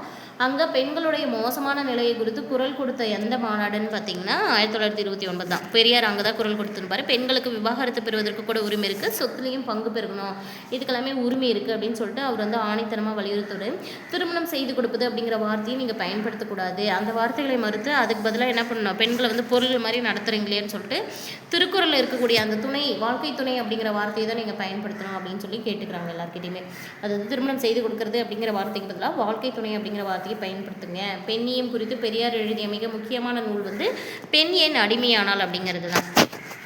பெண்ணியம் குறித்து பெரியார் எழுதிய மிக முக்கியமான நூல் பெண் ஏன் அடிமையானால் அப்படிங்கிறது. பெண்களுக்கு சொத்துரிமை வழங்கப்படுவது அவர்களுக்கு சமூகத்தில் நன்மதிப்பு மற்றும் பாதுகாப்பை கொடுக்கும் அப்படின்னு சொல்லிட்டு பெரியார் நம்புகிறாங்க. பெண்களுக்கு நம்ம சொத்துரிமை கொடுத்தோம்னாவே அவங்களுக்கு சமூகத்தில் வந்து ஒரு நல்ல மதிப்பும் பாதுகாப்பும் கிடைக்கும் அப்படின்னு சொல்லிட்டு பெரியார் நம்புகிறாங்க. 1989 இதே மாதிரி தமிழக அரசு வந்து மாற்றங்களை விரும்பிய சீர்திருத்தவாதிகளுடைய கனவை நினைவாக்கக்கூடிய வகையில் 1989 ஆண்டு தமிழ்நாடு இந்து வாரிசுரிமை சீர்திருத்த சட்டம் அறிமுகம் செய்யப்படுது. இதில் முன்னோர்களுடைய சொத்துக்களை உடைமையாக பெறுறதுக்கு பெண்களுக்கும் சம உரிமை இருக்குது அப்படின்னு சொல்லிட்டு உறுதிப்படுத்துகிறாங்க. முன்மாதிரியாக அமைந்த இந்த திட்டத்தை பேஸ் பண்ணி தேசிய அளவில் இதே மாதிரி சட்டங்கள் வந்து இயற்றப்பட்டு செயல்படுத்தப்பட்டு வருது. அடுத்து பார்க்குறது வந்து இரட்டைமலை சீனிவாசன் அவர்கள் பற்றி தான். இரட்டைமலை சீனிவாசன் 1859 1945 வரைக்கும் இருந்திருக்காங்க. 1859 காஞ்சிபுரத்தில் பிறந்தவர் தான் இரட்டைமலை சீனிவாசன் அவர்கள். ஜாதி படிநிலைன்னு பார்க்கும்போது ஒடுக்கப்பட்ட மக்களுடைய சமூக நீதி, சமத்துவம், சமூக உரிமை ஆகியவற்றுக்காக போராடியவர். ஜாதி படிநிலைகளில் அதிகமாக ஒடுக்கப்பட்ட மக்களுடைய சமூக நீதிக்காகவும் சமத்துவத்துக்காகவும் சமூக உரிமைகளுக்காகவும் போராடியவர். அவருடைய தன்னலமற்ற சேவைக்காகவே இவருக்கு வந்து ராவ் சாஹிப் அப்படிங்கிற பட்டம் 1926 ராவ் பகதூர் அப்படிங்கிற பட்டம் 1930 திவான் பகதூர் அப்படின்னு சொல்லக்கூடிய பட்டம் 1936. ராவ் சாஹிப் அப்படிங்கிறது 1926, ராவ் பகதூர் அப்படிங்கிறது 1930, திவான் பகதூர் அப்படிங்கிறது 1936 ஆகிய பட்டங்களால் அவர் சிறப்பு செய்யப்பட்டார். அவரது சுயமரியாதை, அதாவது இவருடைய சுயசரிதை ஒன்று இருக்குது, ஜீவிய சரித்திர சுருக்கம் அப்படின்னு சொல்லிட்டு 1939 வெளியிட்டிருந்திருப்பாங்க. இந்த நூல் ஃபஸ்ட்டு எழுதப்பெற்ற சுயசரிதை நூலில் ஒன்றா கருதப்படுது. தீண்டாமையுடைய கொடுமைகளை அனுபவித்த இந்த இரட்டைமலை சீனிவாசன் அவர்கள் வந்து உரிமைகள் மறுக்கப்பட்ட மக்களோட முன்னேற்றத்திற்கு உழைக்கிறாங்க. 1893 ஆதி திராவிட மகாஜன சபை அப்படின்னு சொல்லக்கூடிய ஒரு அமைப்பை உருவாக்குறாங்க. 1893 ஆதி திராவிட மகாஜன சபை அப்படிங்கிற அமைப்பு உருவாக்கப்படுது. ஒடுக்கப்பட்ட மக்களுடைய கூட்டமைப்பு மற்றும் சென்னை மாகாண ஒடுக்கப்பட்ட வகுப்பாருடைய கூட்டமைப்பு ஆகிய அமைப்புகளுக்கு தலைவராக பணிபுரிகிறாரு. ஒடுக்கப்பட்ட மக்கள் இருப்பாங்க இல்லையா, அந்த கூட்டமைப்பு, அது மட்டும் இல்லாமல் சென்னை மாகாணத்துக்கே சேர்த்து ஒடுக்கப்பட்ட வகுப்பாருடைய கூட்டமைப்பு, இந்த அமைப்புகளுக்கெல்லாம் தலைவராய் பணியாற்றவர் இரட்டைமலை சீனிவாசன் அவர்கள். 1893 ஆதி திராவிட மகாஜன சபை என்னும் அமைப்பை உருவாக்கினார். B.R. அம்பேத்கருடைய நெருக்கமாக இருந்த இவர் என்ன பண்ணியிருப்பார்னா, லண்டனில் 2 வட்டமேசை மாநாட்டில் கலந்துருப்பார். அதாவது ஃபஸ்ட்டு செகண்ட் 1930 மற்றும் 31 இந்த 2 வருஷத்துலையும் நடந்த வட்டமேசை மாநாடுகளில், முதல் மற்றும் 2வது வட்டமேசை மாநாடுகளில் B.R. அம்பேத்கருடைய நெருக்கமாக பழகிட்டு இருந்ததுனால இவரும் கலந்திருப்பார். சமூகத்துடைய விளிம்புநிலை மக்களுடைய கருத்துக்களுக்காக குரல் கொடுத்துருந்திருப்பார். 1932 செய்து கொள்ளப்பட்ட பூனா ஒப்பந்தத்தில் கையெழுத்திட்டதில் இவரும் ஒருத்தராக இருந்திருக்காரு. அடுத்து பார்க்குறது மயிலை சின்னத்தம்பி ராஜா அவர்கள். மயிலை சின்னத்தம்பி ராஜா 1883 1943 வரைக்கும் அவருடைய காலம். மக்களால் MC ராஜா அப்படின்னு சொல்லி அழைக்கப்பட்ட இவர் வந்து ஒடுக்கப்பட்ட வகுப்பை சேர்ந்த தலைவர்களில் முக்கியமானவர். இதை எப்படி கேட்கலாம் அப்படின்னா, ஒடுக்கப்பட்ட வகுப்பை சேர்ந்த தலைவர்களில் முக்கியமானவர் யாருன்னு கேட்டாங்கன்னா MC ராஜாவை நம்ம நோட் பண்ணணும். ஒரு ஆசிரியராக தன்னுடைய பணியை ஸ்டார்ட் பண்ணாலுமே பள்ளிகள் மற்றும் கல்லூரிகள் இதுக்காக பல்வேறு பாடப்புத்தகங்கள்லாம் எழுதியிருக்காங்க. தென்னிந்திய நல உரிமை சங்கம், அதாவது நீதி கட்சி உருவாக்கியதில் இவங்களும் ஒருத்தவங்களாக இருந்திருக்காங்க. ஃபஸ்ட்டு 30 பேர் சேர்ந்து உருவாக்கி இருந்திருப்பாங்க இல்லையா, சவுத் இந்தியன் லிபரல் ஃபெடரேஷன், அதில் இவரும் ஒருத்தர். சென்னை மாகாணத்தில் வந்து ஒடுக்கப்பட்ட மக்கள் நிறைய பேர் இருப்பாங்க இல்லையா, சென்னை மாகாணத்தில் இந்த ஒடுக்கப்பட்ட மக்கள் வகுப்பிலிருந்து சட்ட மேலவைக்கு தேர்ந்தெடுக்கப்பட்ட முதல் உறுப்பினர் யாருன்னு கேட்டாலும் பீரியட் பார்த்துக்கோங்க, 1920 to 1926 சட்ட மேலவைக்கு தேர்ந்தெடுக்கப்பட்டவர். சட்டப்பேரவை கிடையாது, சட்ட மேலவைக்கு தேர்ந்தெடுக்கப்பட்ட முதல் உறுப்பினர். சென்னை சட்டசபையில் நீதி கட்சியின் துணைத் தலைவராகவும் செயல்பட்டிருந்திருக்கார். சென்னை சட்டசபையில் நீதி கட்சியுடைய துணைத் தலைவராக இருந்திருக்காங்க. 1928 அகில இந்திய ஒடுக்கப்பட்டோர் சங்கம் அப்படின்னு சொல்லிட்டு ஒரு அமைப்பு உருவாக்குறாங்க. அதோடைய தலைவராகவும் பணிபுரிஞ்சிருக்காங்க. அகில இந்திய ஒடுக்கப்பட்டோர் சங்கம் உருவாக்கியவர் மா சிங்காரவேலர் அவர்கள், MC ராஜா, மயிலை சின்னத்தம்பி ராஜா அவர்கள். ஓகேவா. தமிழ்நாட்டில் தொழிலாளர்கள் இயக்கங்கள் அப்படின்னு பார்க்கும்போது இந்தியாவில் இருக்கக்கூடிய தொழில்கள் வளர்வதற்கு முதல் உலகப் போர் வந்து ஒரு முக்கியமான காரணமாக இருந்திருக்கு. போர்க்கால தேவைகளை நிறைவு செய்வதற்காகவே இந்த தொழிற்சாலைகள் வந்து ரொம்ப அதிகமான எண்ணிக்கையில் தொழிலாளர்களை பணியில் அமர்த்தியிருக்காங்க. போர் முடிஞ்சிருச்சு அப்படிங்கிற பட்சத்தில் என்ன பண்ணுவாங்க, போர்க்கால தேவைகள்லாம் குறைஞ்சிருச்சு, அதனால் அந்த தொழிற்சாலைகள் வந்து ஆட்களை குறைச்சிட ஆரம்பிக்கிறாங்க. இந்த மாதிரி ஆட்குறைப்பு நடைபெறும் போதும் விலைவாசி ஏற்றம் ஏற்பட்ட போதும் தொழிலாளர் இயக்கங்கள் தோன்றுவதற்கு ஒரு உந்து சக்தியாக அமைஞ்சதுன்னு சொல்கிறாங்க. சென்னை மாகாணத்தில் BP வாடியா, மா சிங்காரவேலர், துருவி கல்யாண சுந்தரம் இவங்கெல்லாம் தொழிலாளர் சங்கங்களை அமைப்புகிறது முன்முயற்சி மேற்கொண்டனர். ஞாபகம் வச்சுக்கணும், BP வாடியா, துருவிகா மற்றும் மா சிங்காரவேலர் தான் தொழிலாளர்களுக்குன்னு சங்கங்கள் அமைக்கிறதுல முன்முயற்சி எடுத்தாங்க. 1918 இந்தியாவுடைய முதல் தொழிற்சங்கமாக சென்னை தொழிலாளர் சங்கம் தான் உருவாக்கப்படுது. மெட்ராஸ் லேபர் யூனியன் தான் ஃபஸ்ட்டு உருவாக்கப்பட்ட தொழிற்சங்கம். 1918 உருவாக்கப்பட்டது. 1918 இந்தியாவுடைய முதல் தொழிற்சங்கமாக உருவாக்கப்பட்டது சென்னை தொழிலாளர் சங்கம். அதுதான் மெட்ராஸ் லேபர் யூனியன் அப்படிங்கிறது. அகில இந்திய தொழிலாளர் சங்கத்துடைய முதல் மாநாடு, அகில இந்திய அளவில் உருவாக்கப்பட்ட தொழிலாளர் சங்கத்துடைய ஃபஸ்ட்டு மாநாடு 1920 அக்டோபர் 31 பம்பாயில் நடக்குது. பல்வேறு தீர்மானங்கள் குறித்து பிரதிநிதிகள் அங்கே விவாதம் செய்கிறாங்க. தொழிலாளர்களுடைய பிரச்சனைகளில் காவல்துறை வந்து தலையிடக்கூடாது அப்படிங்கிறதையும், பாதுகாப்பு வேலை அதாவது காவல்துறை தொழிலாளருடைய பிரச்சனையில் தலையிடுறதுலேருந்து பாதுகாப்பு தராங்க. வேலை இல்லாதவங்களுக்குன்னு ஒரு பதிவேடு பராமரிக்கணும். உணவு பண்டங்களுடைய ஏற்றுமதி மீது கட்டுப்பாட்டை விதிக்கணும். காயமடைந்தவர்களுக்கு ஈட்டுத்தொகையும் உடல்நல காப்பீடும் இதில் கொடுக்கணும் அப்படின்னு சொல்லிட்டு அவங்களாம் முடிவு செய்கிறாங்க. சென்னை மாகாண தொழிலாளர் இயக்க நடவடிக்கைகளை ஒரு முன்னோடியாக இருந்தது யாருன்னு பாருங்கள். சென்னை மாகாண தொழிலாளர் இயக்க நடவடிக்கைகள் இருக்கு இல்லையா, அதில் முன்னோடியாக இருந்தவங்களே நம்ம மா சிங்காரவேலர் அவர்கள் தான். இவருடைய காலம்னு பார்க்கும்போது 1860 1946. சென்னையில் பிறந்த இவங்க சென்னை பல்கலைக்கழகத்தை சார்ந்த மாநில கல்லூரியில் பயின்று பட்டம் வாங்குறாங்க. இளமை காலத்திலேயே பௌத்தத்தை பரிந்துரை செய்கிறாங்க. இளமை காலத்திலேயே பௌத்தத்தின் மீது ஒரு பற்று ஏற்பட்டு அதை பரிந்துரை செய்கிறாரு. அவர் தமிழ், ஆங்கிலம், உருது, இந்தி, ஜெர்மன், பிரெஞ்சு போன்ற ரஷ்ய மொழிகள் என்னென்ன மொழிகள் கற்றுருக்காங்க பாருங்க. ஆங்கிலம், தமிழ், ஆங்கிலம், உருது, இந்தி, ஜெர்மன், பிரெஞ்சு மற்றும் ரஷ்யன் போன்று பல மொழிகள் அறிந்திருக்காங்க. Karl Marx, Charles Darwin, Herbert Spencer, Albert Einstein ஆகியோரின் கருத்துக்களை தமிழில் படித்தவங்க. ரொம்ப முக்கியமானது, இப்படி கூட கேட்கலாம் சரியா. யாருடைய கருத்துக்கள் எல்லாம் தமிழ் படுத்தினார் சிங்காரவேலர் அப்படின்னு ஒரு கொஸ்டின் கேட்டாங்கன்னா, காரல் Marx, Charles Darwin, Herbert Spencer, Albert Einstein. காரல் Marx, Charles Darwin, Herbert Spencer, Albert Einstein இவங்களுடைய கருத்துக்களை தமிழில் படிச்சிருக்காங்க. 1923 ஃபஸ்ட்டு மே தின விழாவை ஏற்பாடு செய்திருக்காங்க. இந்திய பொது உடைமை அதாவது கம்யூனிஸ்ட் கட்சியுடைய ஆரம்பகால தலைவர்களில் ஒருவராக இவங்க இருந்திருக்காங்க. தொழிலாளி வர்க்கத்துடைய பிரச்சனைகள் எல்லாம் வெளிப்படுத்தணும் அப்படிங்கிறதுக்காகவே தொழிலாளன் அப்படின்னு ஒரு பத்திரிகையை நடத்தியிருந்திருக்காங்க. பெரியாரோடும் சுயமரியாதை இயக்கத்தோடும் ஒரு நெருக்கமான உறவில் இருந்தவர் இவர் தான். இந்திய விடுதலைக்கு முன்னாடி இந்த மொழி போராட்டம் எப்படி இருந்தது அப்படின்னா, பொதுவாக மொழி அப்படிங்கிறது அடையாளத்துடைய வலிமையான ஒரு குறியீடு இருந்திருக்கு. ஓகேவா, மொழி அப்படிங்கிறது அடையாளத்தின் ஒரு வலிமையான குறியீடு. மேலும் இது ஒரு சமூகத்துடைய பண்பாடு மற்றும் உணர்வுகளோட இயைந்து நிற்பது. தமிழ் மொழி 19ஆம் நூற்றாண்டுடைய பிற்பாதையிலும் 20ஆம் நூற்றாண்டுடைய தொடக்கத்திலையும் தன்னுடைய மேன்மையை மீட்பு பெற்றிருக்கு. மறைமலை அடிகளுடைய தனித்தமிழ் இயக்கம், பெரியாருடைய மொழி சீர்திருத்தம், தமிழிசை இயக்கம் தமிழுக்கு வலு சேர்த்தது. திராவிட உணர்வுக்கு இட்டு சென்ற தமிழ் மறுமலர்ச்சி நவீன தமிழ் மொழியின் வளர்ச்சியிலும் அதன் கலை வடிவங்களுடைய வளர்ச்சியிலும் பெரும் பங்களிப்பை செய்தது. ஆகம கோயில்களில் செய்யக்கூடிய சடங்குகள் அனைத்தும் கூட தமிழில் செய்யப்படுறது கிடையாது. இசை நிகழ்ச்சிகள் எல்லாம் தமிழ் பாடல்கள் ஓரளவுக்கு தான் இடம்பெறுது. அப்படின்ற காலகட்டத்தில் ஆபிரகாம் பண்டிதர் என்ன பண்ணியிருப்பாருன்னா, தமிழிசை வரலாற்றை முறையாக கற்று தெரிந்து கொண்டு பழந்தமிழரின் இசை முறையை மீட்டுருவாக்கம் செய்ய முயற்சி செய்திருப்பார். இசையை முழுமையாக கற்றுக்கிட்டு பழந்தமிழ் மக்களுடைய இசை முறையை மீட்டுருவாக்கம் செய்வதற்காக ஆபிரகாம் பண்டிதர் முயற்சி செய்திருப்பாங்க. 1912 தஞ்சாவூர் சங்கீத வித்யா மகாஜன சங்கம் அப்படின்னு சொல்லிட்டு ஒரு அமைப்பை ஏற்படுத்தியிருந்திருப்பாங்க. சங்கீத வித்யா மகாஜன சங்கம் அப்படின்னு சொல்லிட்டு தஞ்சாவூரில் 1912 ஆபிரகாம் பண்டிதரால் உருவாக்கப்பட்டது. அதுவே தமிழிசை இயக்கத்துடைய கருமூலமாகவும் அமைந்தது. இசை நிகழ்வுகளில் தமிழ் பாடல்கள் பாடணும் அப்படிங்கிறதுக்காக தான் இந்த இயக்கம் என்ன பண்ணியிருந்திருப்பாங்க அப்படின்னா முக்கியத்துவம் அதிகமாக கொடுத்துருப்பாங்க. தமிழிசையுடைய நிலையை குறித்து விவாதிப்பதற்காகவே 1943 முதல் தமிழிசை மாநாடும் நடத்தப்பட்டது. தமிழ்நாட்டில் வெவ்வேறு காலப்பகுதிகளில் இந்தி கட்டாய மொழியாக நடைமுறைப்படுத்தப்படணும் அப்படின்ற போதும் தமிழ் மொழிக்கும் பண்பாட்டுக்குமான அச்சுறுத்தலாக தான் அது கருதப்பட்டது.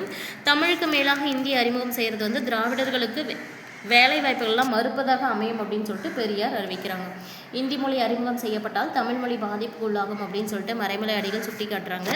இந்திய எதிர்ப்பு இயக்கத்தை சேர்ந்தவர்கள் தங்கள் போராட்டத்தை பிராமணியத்திற்கும் தமிழின் மீதான சமஸ்கிருதத்தின் ஆதிக்கத்திற்கும் எதிராக கருத்தியல் போராகவே அவங்க நினச்சிக்கிறாங்க. லாஸ்ட்டாக பெண்கள் இயக்கம் அப்படின்னு பார்க்கும்போது 20ஆம் நூற்றாண்டுடைய தொடக்கத்தில் சென்னை மாகாணத்தில் பெண்களை வலிமையுள்ளவர்களாக மாற்றுதல் அப்படிங்கிற ஒரு நோக்கம் பல பெண்ணிய இயக்கங்கள் உருவாக்குறதுக்கு காரணமாக இருந்திருக்கு. அதுலேயே பார்த்திங்கன்னா தமிழ்நாட்டில் உருவான இந்திய பெண்கள் சங்கம் women's India association WIA women's India association அப்படிங்கிறதும் அகில இந்திய பெண்கள் மன்னர் ஆல் இந்தியா உமன்ஸ் கான்ஃபரன்ஸ் அப்படிங்கிறதும் தான் முக்கியமானதாக இருந்தது. இந்திய பெண்கள் சங்கம் WIA அப்படிங்கிறது 1917 அன்னி பெசன்ட், டோரதி ஜினராஜதாசா, மார்க்ரெட் கசின்ஸ் இவங்கெல்லாம் சேர்ந்து அடையாறில் ஸ்டார்ட் பண்ணியிருந்திருப்பாங்க. இந்த அமைப்பு தனிநபர் சுகாதாரம், திருமண சட்டங்கள், வாக்குரிமை, குழந்தை வளர்ப்பு, பொது வாழ்வில் பெண்களின் பங்கு இதெல்லாம் பற்றி பல்வேறு மொழியில் துண்டு பிரசுரங்கள் மற்றும் செய்தி மடல்களை வெளியிட்டாங்க. இதே சமயத்தில் இந்திய பெண்கள் சங்கம் அப்படிங்கிறது பெண் கல்வி குறித்த பிரச்சனைகளை கையாள்வதற்காக 1927 அகில இந்திய பெண்கள் மாநாட்டை நிறுவுகிறாங்க. மேலும் அரசு பெண்களின் மேம்பாட்டிற்காக பல்வேறு கொள்கைகள் நடைமுறைப்படுத்த வேண்டும் பரிந்துரையும் செய்து. பெண்களின் விடுதலை அப்படிங்கிறது சுயமரியாதை இயக்கத்துடைய முக்கிய நோக்கங்களில் ஒன்று. பெரியாருடைய தலைமையில் இருந்தபோது சுயமரியாதை இயக்கத்தை சேர்ந்தவங்க பாலின சமத்துவமும் பாலினம் குறித்த சமூக உணர்வுகளையும் மேம்படுத்தணும் அப்படிங்கிறதுக்காக பணியாற்றியிருக்காங்க. தங்களுடைய கருத்துக்களை பங்கிட்டுக் கொள்வதற்காக ஒரு இடத்தை பெண்களுக்கு இந்த இயக்கம் ஏற்படுத்தி கொடுத்துருக்கு. இந்த இயக்கத்தில் தீவிரமாக பணியாற்றிய பெண்கள் நிறைய பேர் இருந்தாங்க. முத்துலட்சுமி அம்மையார், நாகம்மை, கண்ணம்மா, நீலாவதி, மூவலூர் ராமாமிர்தம், ருக்மணி அம்மாள், அலமேலு மங்கை தாயார் அம்மாள், நீலாம்பிகை மற்றும் சிவகாமி சிதம்பரனார் இவங்க எல்லாமே அவங்களில் முக்கியமானவங்களாக இருந்திருக்காங்க. கடவுளுக்கு இறைப்பணி செய்யும் சேவகர்களாக இளம் பெண்களை இந்து கோயில்களுக்கு அர்ப்பணிக்கக்கூடிய வழக்கம் இருந்தபோது அவ்வாறு அர்ப்பணிக்கப்பட்டோர் வந்து தேவதாசி அப்படின்னு அழைக்கப்பட்டிருந்திருக்காங்க. கடவுளுக்கு செய்யக்கூடிய இந்த சேவை அப்படிங்கிற நோக்கில் அமைஞ்சிருந்தாலுமே நாளடைவில் இந்த முறையில் பல்வேறு ஒழுக்கக்கேட்டான செயல்களும் பெண்களை தவறாக பயன்படுத்துவதும் வரும்போது இந்த தேவதாசி முறை அப்படிங்கிறது ஒழிப்பதற்காக சட்டம் இயற்றப்பட வேண்டும் அப்படிங்கிறதுக்காகவே நடைபெற்ற இயக்கத்தில் டாக்டர் முத்துலட்சுமி அம்மையார் வந்து முதலிடம் வகிக்கிறாங்க. அதாவது தேவதாசி முறையை ஒழிப்பதற்காக சட்டம் இயற்றப்படணும் அப்படிங்கிற நடவடிக்கையில் டாக்டர் முத்துலட்சுமி அம்மையார் முதலிடம் வகிக்கிறாங்க. மதராஸ் அர்ப்பணிப்பை தடுத்தல் தேவதாசி சட்டம் 1947 அப்படிங்கிற சட்டமும் அரசு 1947 இயற்றாங்க. அது மட்டும் இல்லாமல் 1930 சென்னை சட்டமன்றத்தில் முத்துலட்சுமி அம்மையார் சென்னை மாகாணத்தில் இந்து கோயில்களுக்கு பெண்களை அர்ப்பணிப்பதை தடுப்பது அப்படிங்கிற மசோதாவை 1947 நிறைவேற்றப்பட்டாலும் கொடுக்கப்பட்டது என்னமோ 1930 கொடுத்துட்றாங்க. அந்த மசோதாவை அறிமுகப்படுத்தினாலுமே தேவதாசி ஒழிப்பு சட்டமாக மாறிய இந்த மசோதா இந்து கோவில் வளாகங்கள் அல்லது வேறு எங்கே வழிபாட்டு தலங்களாக இருந்தாலுமே அதில் வந்து பொட்டு கட்டும் சடங்கு நடத்துறது வந்து சட்டத்துக்கு புறமானதாக அறிவிக்கிறாங்க. தேவதாசிகள் திருமணம் செய்து கொள்வதற்கு சட்டப்பூர்வமாக அனுமதி கொடுக்குறாங்க. மேலும் தேவதாசி முறைக்கு உதவி செய்ய தூண்டுவதற்காகவும் குற்றத்தை செய்பவர்களுக்கு குறைந்தபட்சமாக 5 வருஷத்திலிருந்து சிறை தண்டனை விதிக்கப்படும் அப்படின்னு சொல்லிட்டு சொல்லப்படுது. இந்த சட்ட மசோதா வந்து மசோதாவாக மாறுறதுக்கு, அதாவது இந்த மசோதா அப்படிங்கிறது சட்டமாக மாறுறதுக்கு கிட்டத்தட்ட 17 ஆண்டுகள் எடுத்து 1930 கொடுக்கப்பட்ட மசோதாவானது 1947 தான் சட்டமாக மாறி இருக்கு. ஓகேவா? இந்த லெசன் ரொம்ப ரொம்ப முக்கியமானது. ஒரு டைமுக்கு 2 டைம் பார்த்துக்கோங்க. நம்ம சேனல் இதான் ஃபஸ்ட் டைம் பார்க்குறீங்க அப்படின்னா சேனலை சப்ஸ்கிரைப் பண்ணிக்கோங்க. பக்கத்தில் இருக்கிற பெல் ஐக்கனை கிளிக் பண்ணி ஆல்னு செட் பண்ணி வச்சுக்கோங்க. முடிஞ்ச வரைக்கும் நம்ம சேனலோட லிங்க் வந்து உங்கள் ஃப்ரெண்ட்ஸ்க்கும் ஷேர் பண்ணுங்கள். நெக்ஸ்ட் வீடியோவில் வந்து பார்த்திங்கன்னா 9வது லெசன் இருக்கும் இல்லையா, அதை வந்து பார்க்கலாம் முழுசாக ஒரே வீடியோவில். ஓகேவா? தேங்க்யூ.